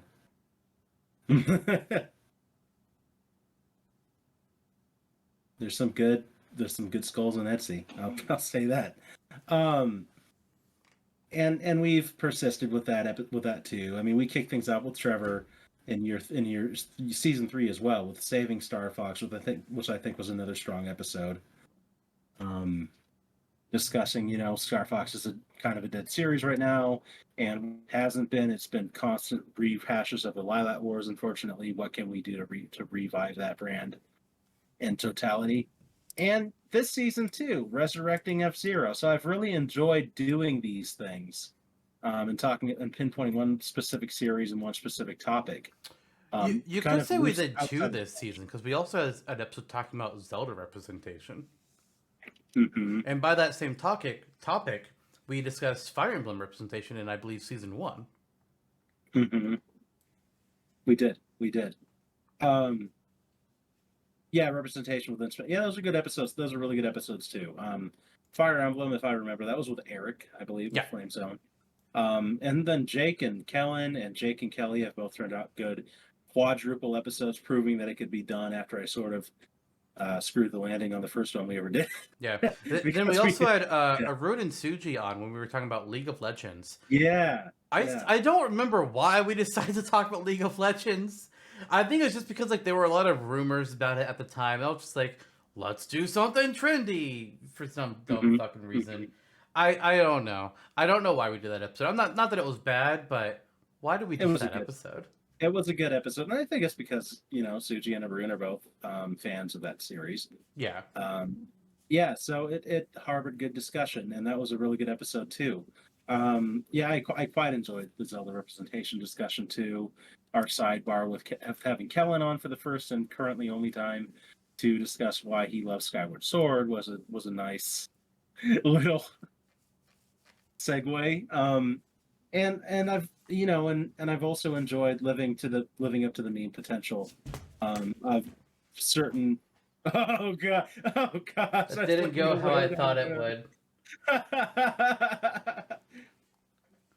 With Too. officially living up to the meme, like that. Good work. With Ninja Bread Man, that was a turning point in the podcast. Boy, we were on something with that. We saw like, Mhm. hey, here's the full story behind Ninja Breadman. We were like, oh shit, there's gonna be an episode that's gonna upload on Christmas. We should do a special Christmas episode. And so we planned it in Ninja Breadman because like, well, here's something very stupid we could do, like the whole do a whole trolling with it. And then I realized when I was looking at episode dates, like, oh, wait a minute, hold up, something's wrong here because our episodes upload, every 2 weeks. And I was looking at the calendar I'd written down because I have to manually write it down every season. And I was like, one of these is off. That's not 2 weeks at the last episode. Oh no. And I had to fix the calendar, and then it turned into, oh, Ninja Breadman's actually going to release on January 1st. Do we still want to do Ninja Breadman? Because it's no longer a Christmas thing? And you're just like, yeah. It's like, okay. I just wanted to make sure. And Ninja Breadman has persisted on the Smashtopia Wiki. Like you made it an event match starring him. I did. And I have did. plans as well. Yeah. I don't remember what I named it, but it's essentially the concept is Ninja Breadman is pissed off at all the games. Actually, I think it was on a showcase earlier this season. It was like Ninja Breadman is upset at all these so-called Game of the Year winners. So plays Ninja Breadman and go kick Geralt's ass and Link's ass and who the fuck else was the Game of the Year winner? I don't remember right off the top of my head. Ellie. Yeah, Kratos, Ellie. And I was only looking at like Game Awards. Game of the Year. So it's like if you go like because Game of the Year there's so many different websites and things that award Game of the Years. I was like I got to pick just one source for this. Right. And you mentioned the representation topics. I'm really glad that we can hit these kind of hard hitting, commonly talked about within the Smash community, even and offer our opinion on it with some close friends of ours. Yeah. I think those have been some of the strongest episodes we've done, and some of my very very favorites, both the Fire Emblem one and Zelda one. It gives us an opportunity to take something that we respect and revere and love, like Super Smash Brothers, and kind of trash it a little bit. Yeah. Hey, nothing is perfect. I mean, look at Nintendo. I love them, but they also came up with the Game Boy Micro. Why? Why did that ever exist? Whose idea was this? Who did they think they were selling to? Why did some people buy it? I literally do not understand the point of the Game Boy Micro. I don't get it. Even as a kid, like a 10 or 11-year-old. Maybe the DS didn't exist yet, but we had the DS already. They were still selling Game Boy Advances. Or maybe it was Game Boy Advance SP. Either or. Why was the Game Boy Micro needed?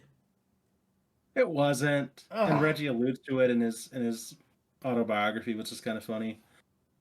He's like, I didn't believe in this, but we sold it anyway. Paraphrased. Even as a kid, he couldn't convince me because it was so small, the GBA carts wouldn't fit in it all the way. Yeah. One of the things I thought about was like, my dad would talk about how like, man, I don't know how you see in the screens. They're just too small for me to look at. And he's talking about Game Boy Advance and DS screens. And then the Game Boy Micro, it's like, I don't know how anyone could see that. The screen's too small on those things. Yeah. The screen is as big as the cartridge. And which I guess is always true. Right.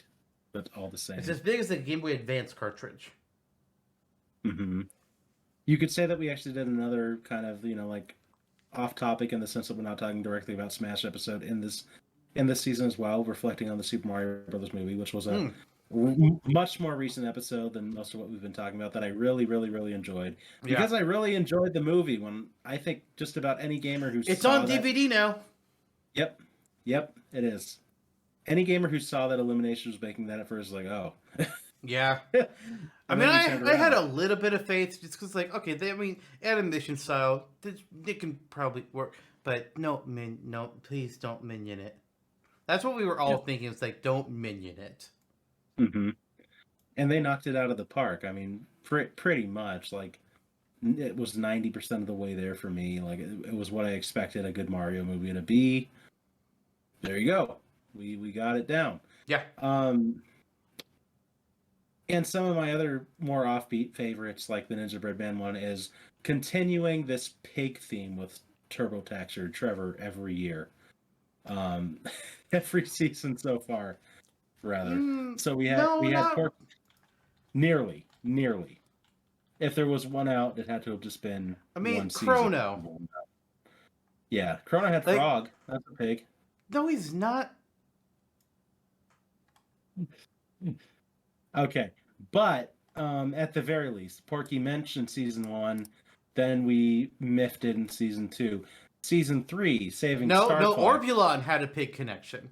Oh, then it has been every year. It has been every year because year 1 was Porky, year 2 Oh, was you mean Orbulon. okay? It's because we had the Star Fox one, but and then this season we had the pig. Well, shit. Yeah, we might need to revisit season 5. Keep the pigs going.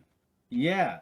So season 5, Midbus versus Pigma versus Wizpig versus Embor. 4 characters. Why the hell would we ever talk about any of these guys? I mean, I think there's reason to talk about maybe one of them, but we were just like, we can do 4 pigs and have Trevor on and continue the joke. And then at that point, I gave up on the joke after that. I was like, okay, I think we've culminated the joke. I don't know if we'll do more, but that for me personally, I was like, okay, this is over. We'll see. The prevalence for us though. I mean, Trevor, there's this ongoing meme it's long-winded, but there is a meme that has existed since practically the dawn of time when the 3 of us have been friends, with Trevor being half man and half pig, and that being his superhero form. Yeah. And that has turned into an in-joke on the podcast. And something that I've really enjoyed. Boy, man. Yep, precisely. Check it out on SoundCloud. I'm pretty sure it's there. Yep, SoundCloud and Spotify. Bobboy Man by T-Fish. I think we've recently broke the 1,000 plus listening radar on that on Spotify, and it's been on there since 2013. So, huzzah! Hey, now he has a wife, so she's been listening to it a whole lot. So it's helped us break it over the edge. Yep. Live and in person every day. Yeah, we did perform it live in the car when they were here recently. And I have an acoustic version I haven't uploaded yet, but our friend Ozza is a good fan of that version. Ozza has it as an audio redeem that you can do on their stream. You do a couple of the Twitch points, and actually they still have it. They might have removed it in favor of other things. I don't remember. Last I knew, Bobo Moon was still on there. And it's my rendition, which is even worse than Trevor's. So, that being said, Bobboy Man, Trevor, TurboTaxer, good man, longtime friend of ours, one of our most frequent podcast guests, has a message to share with us regarding episode 100 of Super Cast Brothers. Yes. It was a little more conversational, less planned, and more in the heart of the moment. And I appreciated the sentiment. I asked him, Trevor, we're coming up on this podcast, episode 100. Do you have anything you'd like to share? And his response was, yes, I do. It was always great to talk with Lister about the Square Enix games that we loved and had in common during our forum days on Super Smash Bros. Mercurius. And I could always trust Lister to provide incredibly helpful feedback when I started making character and item submissions during those days, so the predecessor to Smashtopia Wiki. Also, participating in games and interactions with Zantok and Jonno has always been fantastic. And back in the day, He didn't necessarily he loves Porky Minch and all that, but he didn't necessarily say it in this message. What he ends with is, back in the day, we all really had such a great time in Skype video chats, like on Sexy People Chat. Bringing that back from when I was 13. I would like to clarify that Jonno named it. I had nothing to do with that. He's like, I'm gonna give this a dumb name. I'm just like, you're such a child. Yeah. Well, I mean, yeah. So that's where we're at. Okay. And Trevor did visit recently for him and his wife's first anniversary. They came down to Tucson to see me for whatever ordained reason that would be. I guess seeing me is a celebration. And he had a lot of positive, things to say about our time. Off the record from this as well.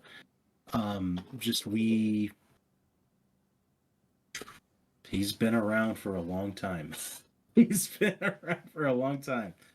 And word on the street is that even his newly wed spouse is a fan of Super Cast Brothers and you, Lister. You can do better. Yeah. You mean Trevor? Listen, anybody that's a fan of me needs better taste. I'm sorry, it's just true. Well, I may be your biggest fan. That's really speaks poorly for you. Yeah, I know. Oh well. Yeah, but another strong episode I feel was our let me check was our very first collaborative episode of Smashtopia with Trevor. Recording for Porky Minch. And, I didn't know how Smashtopia collaborations would necessarily go each time with each individual guest, but Trevor really brought it and was a great originating guest for Smashtopia style episodes. Yeah. I did not know what to expect from him, and we ended up using a fair amount of his moveset. He had some great ideas for Porky inside of the Spider Mech that we just did not come up with. Being a major fan of that game. And it kind of set the scene for Trevor's future contributions to the podcast, but also just my height of expectation for guests on Smashtopia episodes moving forward. It was a really tight episode. We had an amazing episode with Gengar. I kind of wondered. And Waluigi too. It was a great start. I enjoyed the Waluigi pinball debacle and also leading that into Waluigi's Island, which is one of my favorite stages I've created on the Smashtopia wiki, being his home stage. Very involved stage. Yeah, definitely. With mini games. That's probably the most involved stage that you've written. Probably so. I'll look back into the archive. It's definitely up there. Probably so. And he did great. Yeah. And I was also really pleased. I feel like the Tournament of Champions in season 1 was kind of a shit show. Let's talk about our season finales for a little bit, actually. Yeah, okay. Because, the word season for us, it's not like we take a break. We talked about this. It's an episode every 2 weeks. So even though one season is over, the next season is literally about to start. But it's more of a way for us to kind of just plan things out and block it down. And a season lasts roughly a year. It's technically a little bit shorter than that. But we have every season end with what we like to do, a special on topic, special Smashtopia, special Smash Dash. So it's kind of cap off the year. We didn't really know what to do with on topic wise at first. And the first one was just let's just talk about history with Mercurial. Mm-hmm. So we did that. But then we're just for Smashtopia, it's what if we did something different where instead of we just combined character movesets together, we make 2 completely different characters all on our own. We just are basically sharing those characters with each other, but those characters have to follow some kind of theme. And the first year was the theme of characters that they're on Nintendo platforms, but realistically they have no chances of being a character in Smash. And then for Smash, it's just what can we do for that? Take the winners of all the other Smash Dash that season and put them in a tournament bracket and see who our most wanted of the season is. And for the first one we did that, we had a lot of ties, and we had some arguments that, if we had the time for it, could have been on the same level as Donkey Kong versus Donkey Kong Jr. Yeah. Very possible. I bet at the end of it, Midna won it, and we told ourselves immediately after that recording, it's like, okay, future seasons, we're going to have a guest on for these episodes, because at bare minimum, we need time ranker. And then season 2, we figured out what we wanted to do for on top, so we were going to turn those on to roster episodes. And the first one, oh boy! The first one, we were overly ambitious. We had a fucking 5x5 grid of companies or categories. There's really only one category with, like, indie. It was like, what would be our most winning character from this company? So, like, from Square Enix, you said Marina Light Years. And I said Chrono, I think. I said Chrono, because otherwise it would have been a different Final Fantasy character. But then we expanded it, and we talked about, like, our top 3 from each company. And it was like a 5-hour thing, which was just a mistake. It was a mistake. And then we were just like, okay, at the very least, because we know these episodes, if we're doing a whole roster thing, they're probably going to get lengthy. But we need to have built in. It's like, okay, we need to know going into this, it's okay to take a break and come back to it, either like whether that's in an hour or in a couple of days. We need to give ourselves that at the minimum. And then year 3, we did the Thanos game, where we cut down half the roster. We had to agree on the cuts, which we both surprised each other with some of the cuts that we made. And then we actually did take a break on that one, and we came back in a couple of days to record essentially what was part 2 of it, where we would add in, I think we added in 12 new characters, I believe. And I like this idea. I like how we have like a roster game and then our own unique characters, and then we have the Tournament of Champions tournament. And I don't know about your thoughts, but I kind of like the idea of doing that each season. This season, you know, it's staying the same. We're doing some form of roster. I'll tell you what it's going to be. We're doing technically something different with our solo submission Smashtopias, but it still generally fits the same kind of idea. And then, you know, we got Tournament of Champions 4. We're going to see, I'm not going to list all the characters, just a few that'll be there. Sly Cooper, Quote and Curly, Naho Beno, Midbus, Sir Daniel Fortescue, Geese Howard. All of them, plus others, are going to be in that episode. We still have 2 others, normal Smash Dashers to go this season before we get to Tournament Champions 4. And, you know, Season 5, we've picked up what those finales are going to be in, you know. And I think those are going to stay the same. One of them might get changed, you know, it's kind of, that one, depending on, like, what happens the next year. Like, if there's a new Smash game announced, we might change the roster when we have to reflect that. I don't fucking know. Maybe. Right. But it's a thing. I enjoy doing those. I think it's a good way to cap things off. Have like a big finale, even though we're just going to do another episode in 2 weeks. Even though we're just going to do another episode in 2 weeks, having that final cycle of 3 episodes be special makes it feel like a finale. Yeah. And we also try to have like the first on topic of a season be more or less special too. Like Out of Smash Pokemon Memories, Saving Star Fox, Smash Bros. On NES, which stemmed from that discussion I mentioned earlier about how we re-envisioned the roster if it started on the NES. And the next season, it's going to be a thing. It's going to be a thing. Yeah. There's someone you would never imagine we would have on this show that will be on an episode. Yeah. We'll just say that. Something else to talk about with episodes. There's one episode that you couldn't make it for. Scheduling conflicts occur, and we were running up to the wire on needing to record it, and you weren't going to be available any night up until that episode was supposed to be posted. And it was a Smashers episode. I was like, I got to do something about this. So I called up Way Up Trail. I was like, hey, listen, emergency situation. Could I get you to do a guest episode with me where we just talk about some characters that you and I know for Smash Dash, and Jonno won't be able to make it, so I need a co-host here. And he was able to step up, and we talked about characters that like him and I have either played in recordings together, or on stream. So we cover like the Castle Crasher from Castle Crashers, or Battle Blocking is what I ended up calling them, from Battle Block Theater. And we had Bill Verbeck from Left 4 Dead versus Dallas from Payday 2. And we just did them. And then we had the Razor Chance characters that I don't remember what they were off the top of my head. But I know Yu Narukami from Persona 4 is there, and several others. But speaking of Mike, you told me last night that you had some messages from people. And I was just like, well, I can't let him be the only one that can get messages from people. So I sent out a couple feelers to somebody, and Mike sent me this.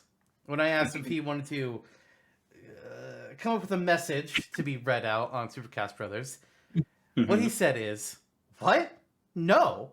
I don't want to give you a message for your silly nerd show. How about instead you tell your viewers that they should follow me on Twitch instead at Way Off Trail? That'd be a better use of their time." Thanks, Mike. Love to have you on the show. How was that it? Wow. Full disclosure, Mike. full disclosure. He said he didn't have time to write some down because he was getting ready to leave for a dart show, which he's out doing tonight. But he told me just write something insulting, so I came up with that.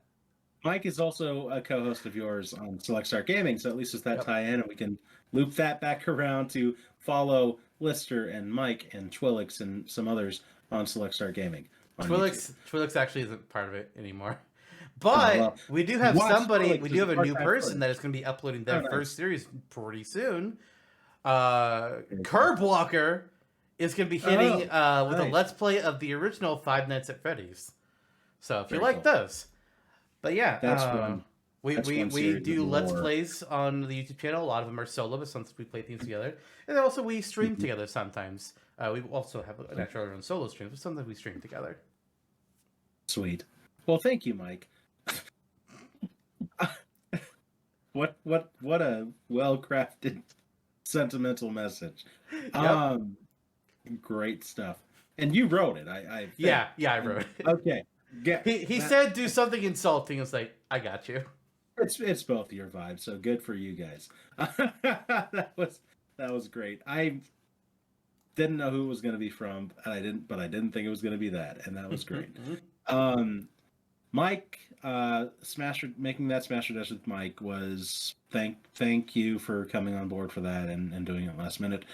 It also provided me with a weird opportunity to see what it would be like to just be an audience member listening to the show. And I did quite enjoy the episode, and was happy to still be a part of Rate Their Chances as well. Yeah, because you knew who the character was going to be, and you also you sent me like what your votes and numbers would all be as well, so we could have that tracked. Mm-hmm. Right. And I kind of knew like Castle, and it was a fun discussion, even though I was like battle blocking. Come on. But I know it's something Mike was passionate about. We picked those two because we had a lot of fun playing those two games, and it's the same company that made them. So yeah. I will say that I agree with the ones that were chosen as well. The winners of that episode. And Mike did, not one of our most recurring guests, but each time he's been on, he's been really great. And Ezio was a memorable episode with him. He really. I stand by those courtesans in the victory pose. I'm just saying it was a great idea. And then you two shot me down. It's like, listen, at least it wasn't fucking having toilet paper be thrown out. The Orbulon's mummy thing. Yeah, that was interesting. I don't know what you were thinking. I was thinking it was a popular micro game. I mean, just good times. Ezio was a standout, and Mike's expertise in Assassin's Creed elevated the episode. Yeah. Speaking of guests, we do have one that stands up just very slightly over the rest as our most recurring, with a total count of 6 episodes throughout the 4 seasons thus far. It's a tie. It's a tie. Is it? Trevor appeared in 6 episodes too? Let's do the unless I didn't count their most recent appearance, which let me double check. 3, 4, 5. Wait, 1, 2, 3, 4, 5. Yeah, no, they're tied. They're tied at 6 each. Our most recurring Canadian guest. Oh, okay. Yeah, that tracks. That tracks. Whose mother is also a fan of the show. Wait. Oh yeah, no. Continue. Oh, you're just making sure she was still subscribed. Just kidding. No, I'll make sure I had the number right for both of them. Okay. So yes, cheers to Eric, Flame Zone, Eric the Flame. What a guy. And I don't know. Just laying it out there, I didn't think going into it, Eric would necessarily be our most recurring guest, but he has been a pleasure to have on as many times as he has, and I don't see it slowing down anytime soon. Looking over some of the episodes he's been on, again, we started with one of my very favorite episodes we've ever done in season 1. Is there too much Fire Emblem? I mean, Eric grew up on Fire Emblem just about as much as I did, and you came around with a tertiary experience too, especially in Heroes and just kind of knowing the series through Smash, etc. It was a really well balanced discussion, and we were able to come up with something that we repeat ad nauseum now. It's not really the number of characters; it's how they're represented. Whereas the weapon triangle, so on and so forth. And then we moved on. He was a fun guest on some of our more filler episodes, like the Amiibo episode, reflecting on our Amiibo collections and how they work in Smash, and where they could have worked, and where we think they're going. He was excellent helping us pave out a moveset for Lynn from Fire Emblem again. And we had him on for some Smasher Dashes. He helped us crown Dante and his Smasher Dash, who went on to be the Tournament of Champions winner for Season 3. Yep. Um, That was the Hideki Kamiya episode. Yes. He went on to help us with discussing fourth parties and if they may be inevitable in Smash, a hot button topic and one that we all have very strong opinions on, especially me having once chosen Mickey Mouse to be in a roster game you and I were working on. Oh, and Eric, who once wanted Naruto in Smash when he was a young boy. I didn't want myself to be the only one thrown under the bus. And then most recently, I really enjoyed the episode we did with him that was PlayStation All-Star Battle Royale theme. The Rate Their Chances that you set up for him, which were all previously submissions that he posted to Super Smash Bros. Mercurius way back in the day, like 2008, 2009, was really, really strong discussion. The PSA SBR theming was cool and fun and fresh. It was just a feel-good episode all around. Unfortunately, he's the only person I can do that with because Turbo only ever made a moveset for Lucas back in the day. And Ebit only ever made a moveset for where is he? I guess he theoretically we could do 4 characters for him because he had Gooey, Paint Roller, Toadette, Gooey again, Mega Man, and Starfy. He also did the main character from Chrono Cross. No, that was a shared one with me. We collaborated on that. But I guess that could technically count for that kind of episode, thinking about it. Yeah. And Trevor, if we're thinking about that, Trevor also did Puyo Blobs with me back in the day. That's right. Yep. That was an odd one. Hey, we've all had our odd characters. Yep. Kamika had Bathtub Mario back in the day. I had Colin from The Legend of Zelda Twilight Princess. You want to go on that rant real quick? Nope. But I stand by my opinion. Fair enough. So cheers to Trevor and Eric, I guess, for being our most recurring guests, and so far. Yeah, they're our most recurring, but Kelly and Jake are not that far behind. Nice. With how many episodes per? Well, Jake is at 5, and Kelly, they're both at 5. Holy cow! There's a bit of a competition going on here, boys. Let's we need to get all 4 of them on one episode. Yeah. Let's tie them first, and then get all 4 on one episode to increase the count all at once. That'll be their 10th appearance for all 4 of them. Excellent. Tournament of Champions 4, featuring our guest judges Kelly, Jake, Eric, and Trevor. We have to do an odd number. We need one more person. Octavianus. Okay. He'd just be like, anything that Jonno doesn't like because I hate his gnomes. But that's fair enough. But all that to kind of segue into, I have one more message for you from a friend of ours. Only one? Only one. Okay. Thematically, I mean, it's Eric. Obviously, I was trying to kind of lean into that. Oh, right! I forgot! We were trying to get there. So Eric has a message for both of us. Starting with a personal message to me, which I will recite. Okay. From Flame Zone. Jonno, I think the thing I cherish most about us is the continued back and forth between us. Whether it be supporting each other through hard events, sharing our successes, sharing opinions about games we are currently playing, or celebrating each other's birthdays via thoughtful gifts and words. I can honestly say that without your continued tether, our bond of friendship, I likely would not have much communication, if any, with our Mercurius crowd. But our friendship genuinely helps keep this part of my childhood experience alive. As for... Okay, it's over. You don't need to do it. As for particular anecdotes from the Mercurius days, I don't have the strongest memory, but I'll try to recall some strong impressions that remain with me. As an aside, it does make me chuckle to think about some of the unruly teenager behavior I would exhibit. He was the baby of our group for sure back in the day. I mean, kind of still now. I mean, it's just how things work.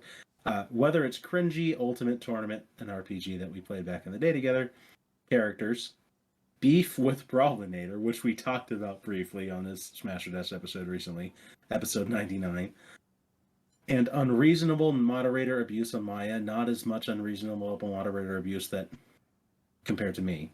I can't believe you guys didn't write me off completely for my lowest lows. Bro, Listen, you weren't that bad. If you can't handle, how do I want to put this? If you can't handle Eric the Flame at his lowest, and you can't take his Colton Chosen at his highest. He sure as hell can't. I should have used Kavina. Shit. Oh God, he's not here to hear that one. He will in hindsight, though. The message. His mom will. I forgot about that. Flamezone's mom.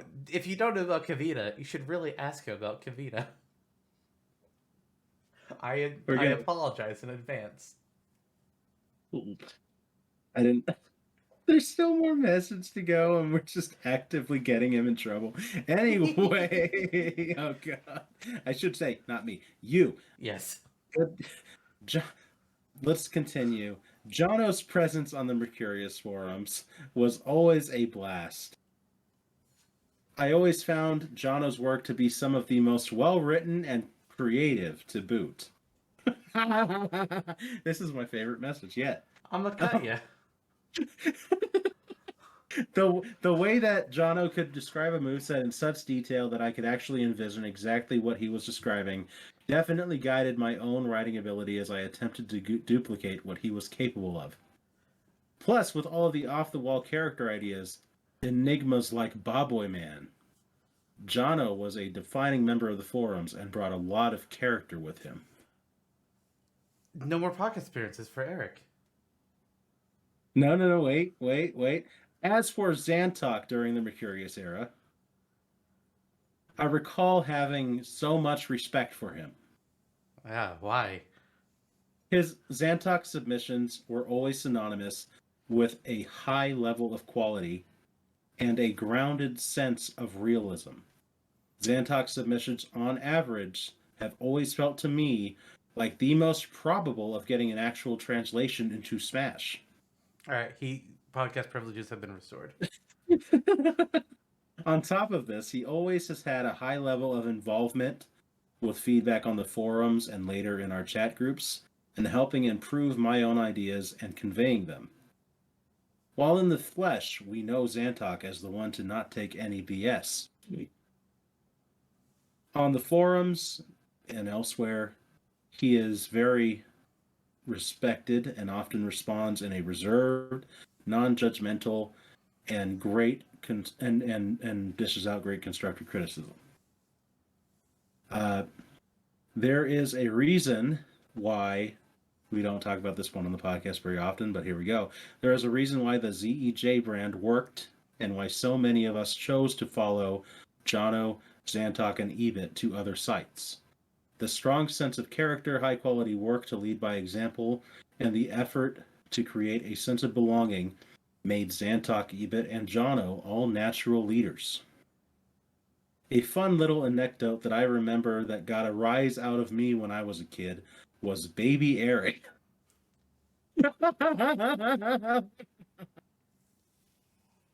I can't recall if this was a joint effort by Jonno and Zantok Nope. to screw with me. It wasn't. It was me. It was all him.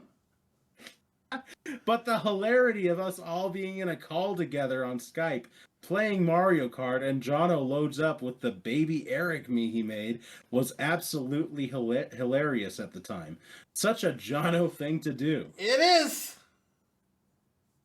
I also have fond memories of joint reacting with Zantok and Jonno for events like E3 and Nintendo Directs. Rip I E3. believe we reacted. Yep.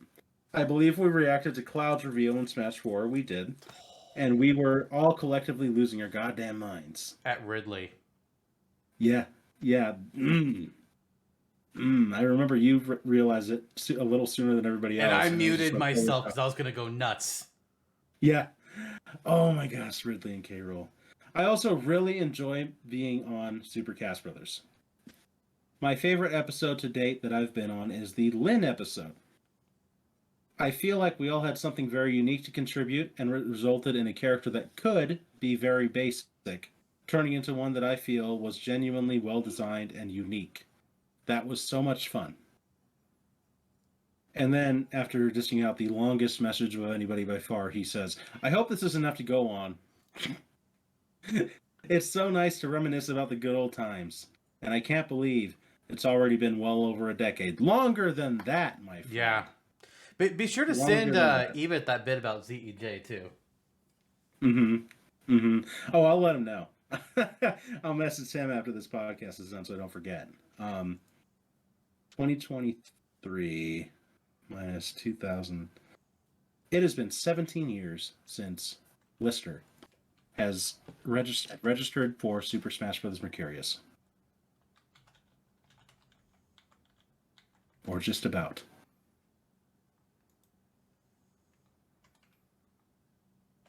Jesus.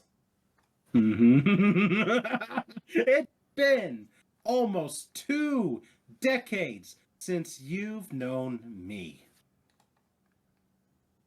I fear for me. Oh, I've always felt fear for you. Because of me. Big. Yeah, I feel that. I really feel that. The world keeps spinning, but it doesn't mean we're getting any younger. But, you know, for all the nostalgic, deep nostalgia dives that I do tend to go on, especially reflecting like this, at the same time, I'm glad I'm not the age I was when we were on Mercurius. Like, you always think you're hot shit. You always think you're smarter than you really are. At least in my shoes, when I was a kid. I'm glad I grew out of that. And we're still growing. We're always growing. It's always something new to learn, some new fun experience to have. So part of that is Super Cast Brothers. Part of that is making this show. I'm looking forward to each new episode we do. Because we've really found our groove. We're doing the thing. We've hit 100 episodes. And I honestly think at this point we're going to hit 100 more. Whew! I mean, that's a commitment. That's 4 more seasons. We can do it. We can do it. What? If we don't...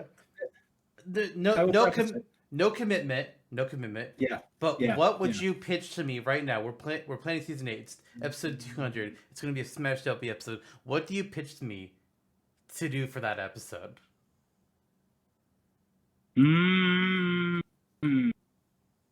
Oh my gosh.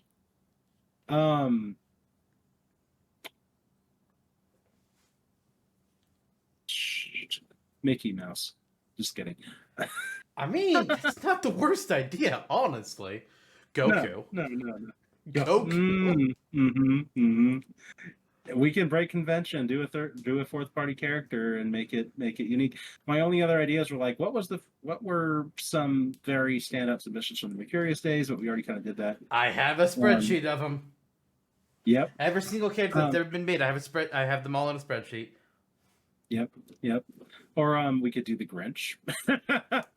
You know what the first thing that came to mind was when I asked this? The very first character that came to mind was Sakurai.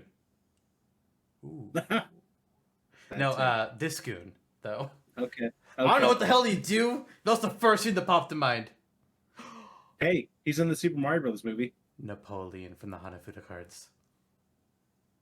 It's gonna have to be something out there. It's gonna need to be something super special. Yeah. That's all yeah.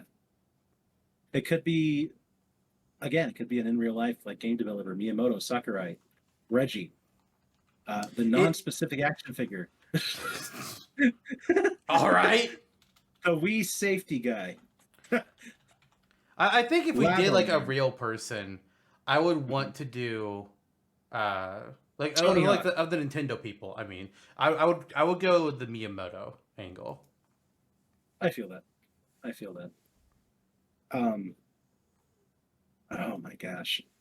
It's, yeah, no commitment. I won't be disappointed if we don't make it there because life happens. But if we do, it will be a time.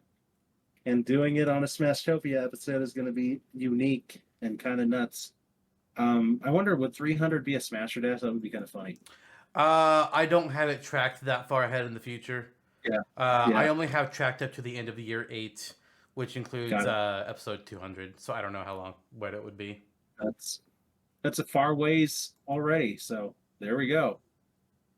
Any other thoughts you have on episode 100, the road traveled so far? Not necessarily the world traveled so far, but maybe something to the future. Really? So we're not quite done with season 4. No. But I was thinking, since we've talked about how we have season 5 more or less planned out, what if we teased a couple of season 5 episodes? Not directly saying what they're going to be, but, just little hints. Maybe we could each tease a on-topic Smashtopia and Smasher Dash each. Okay. Okay.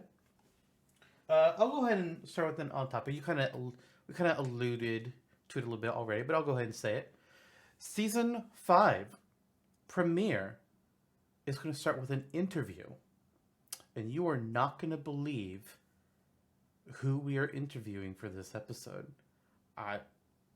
You will quite literally need to see it to believe it. Yeah. What about you? And it would be a sight. What on topic are you going to tease? Well, I am really feeling one of the on-topic discussions that we're going to have with one of our most recurring guests in season 5. All right. The Smashtopia I would like to tease requires a little bit of history. Of all the franchises that got playable characters in the original Super Smash Bros., only one of them has not got a Smashtopia episode yet. We are changing that with season 5. Yeah. We sure are. We are championing an indie character for the first time on our podcast in season 5. Who will that be? There's many a choice. There's a lot of choices. Yeah. For Smasher Dash, for one of our episodes, we are going back to what is more or less the beginnings, our earliest years of gaming, choosing characters exclusively that we encountered and played and enjoyed their stories when we were no older than the age of 10. Yes, indeed. Yes, indeed. That's going to be a good one. That's going to be a fun one. Last but not least, we are visiting another very jelly Smash or Dash Battle Royale. I mean, I thought that one was obvious, but all right. Yeah. That's what I'm going to say another one. Yeah. Okay.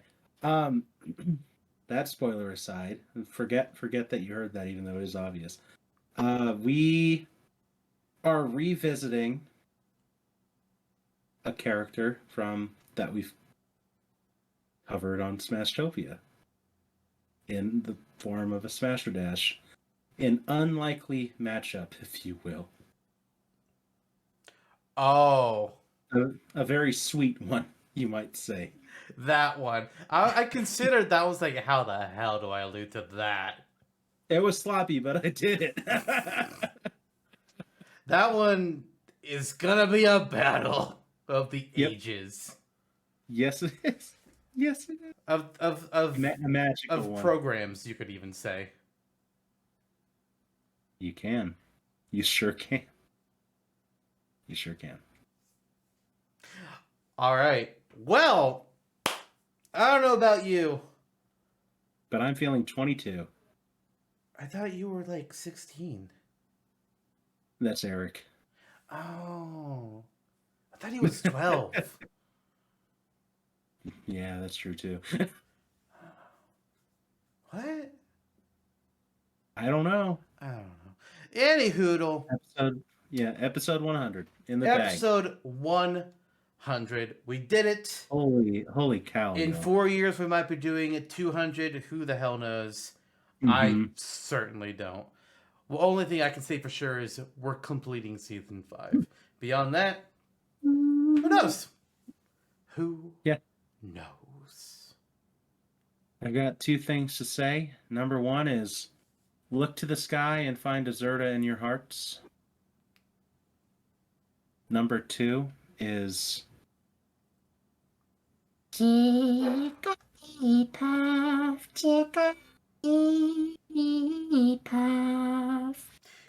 3. It's funny. Oh, you have another one. Okay.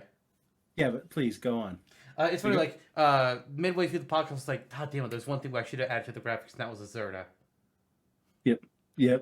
I forget. We I have to do should have it. done it. Well, for old time's sake, I just want to say Chucky Finster. That was the one I was waiting for.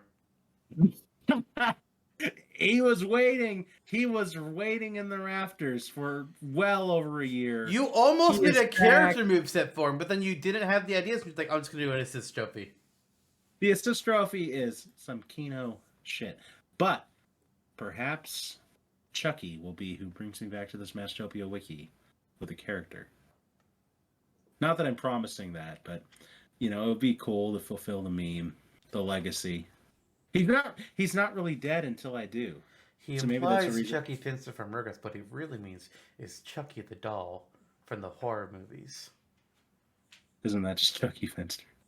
Yeah. Yeah. Just make like Chucky, hold your wah-wah tight, fear Boppo, and go off into the night. And don't forget to tune into the next episode. That's Because, all right, we gotta mention what the next episode is. Next episode is a Smashtopia. We alluded to it. John alluded to it. We are finally gonna have Kelly Jelly on to make a character with us. That's the next episode. Who that character is, I ain't saying shit. But it's finally happening. Next episode. That'll be fun. Looking forward to it. We're making a new milestone already by having Kelly on a Smashtopia. So 101. 101. Good time. See you all then. See y'all then. Bye, everyone. What a ride.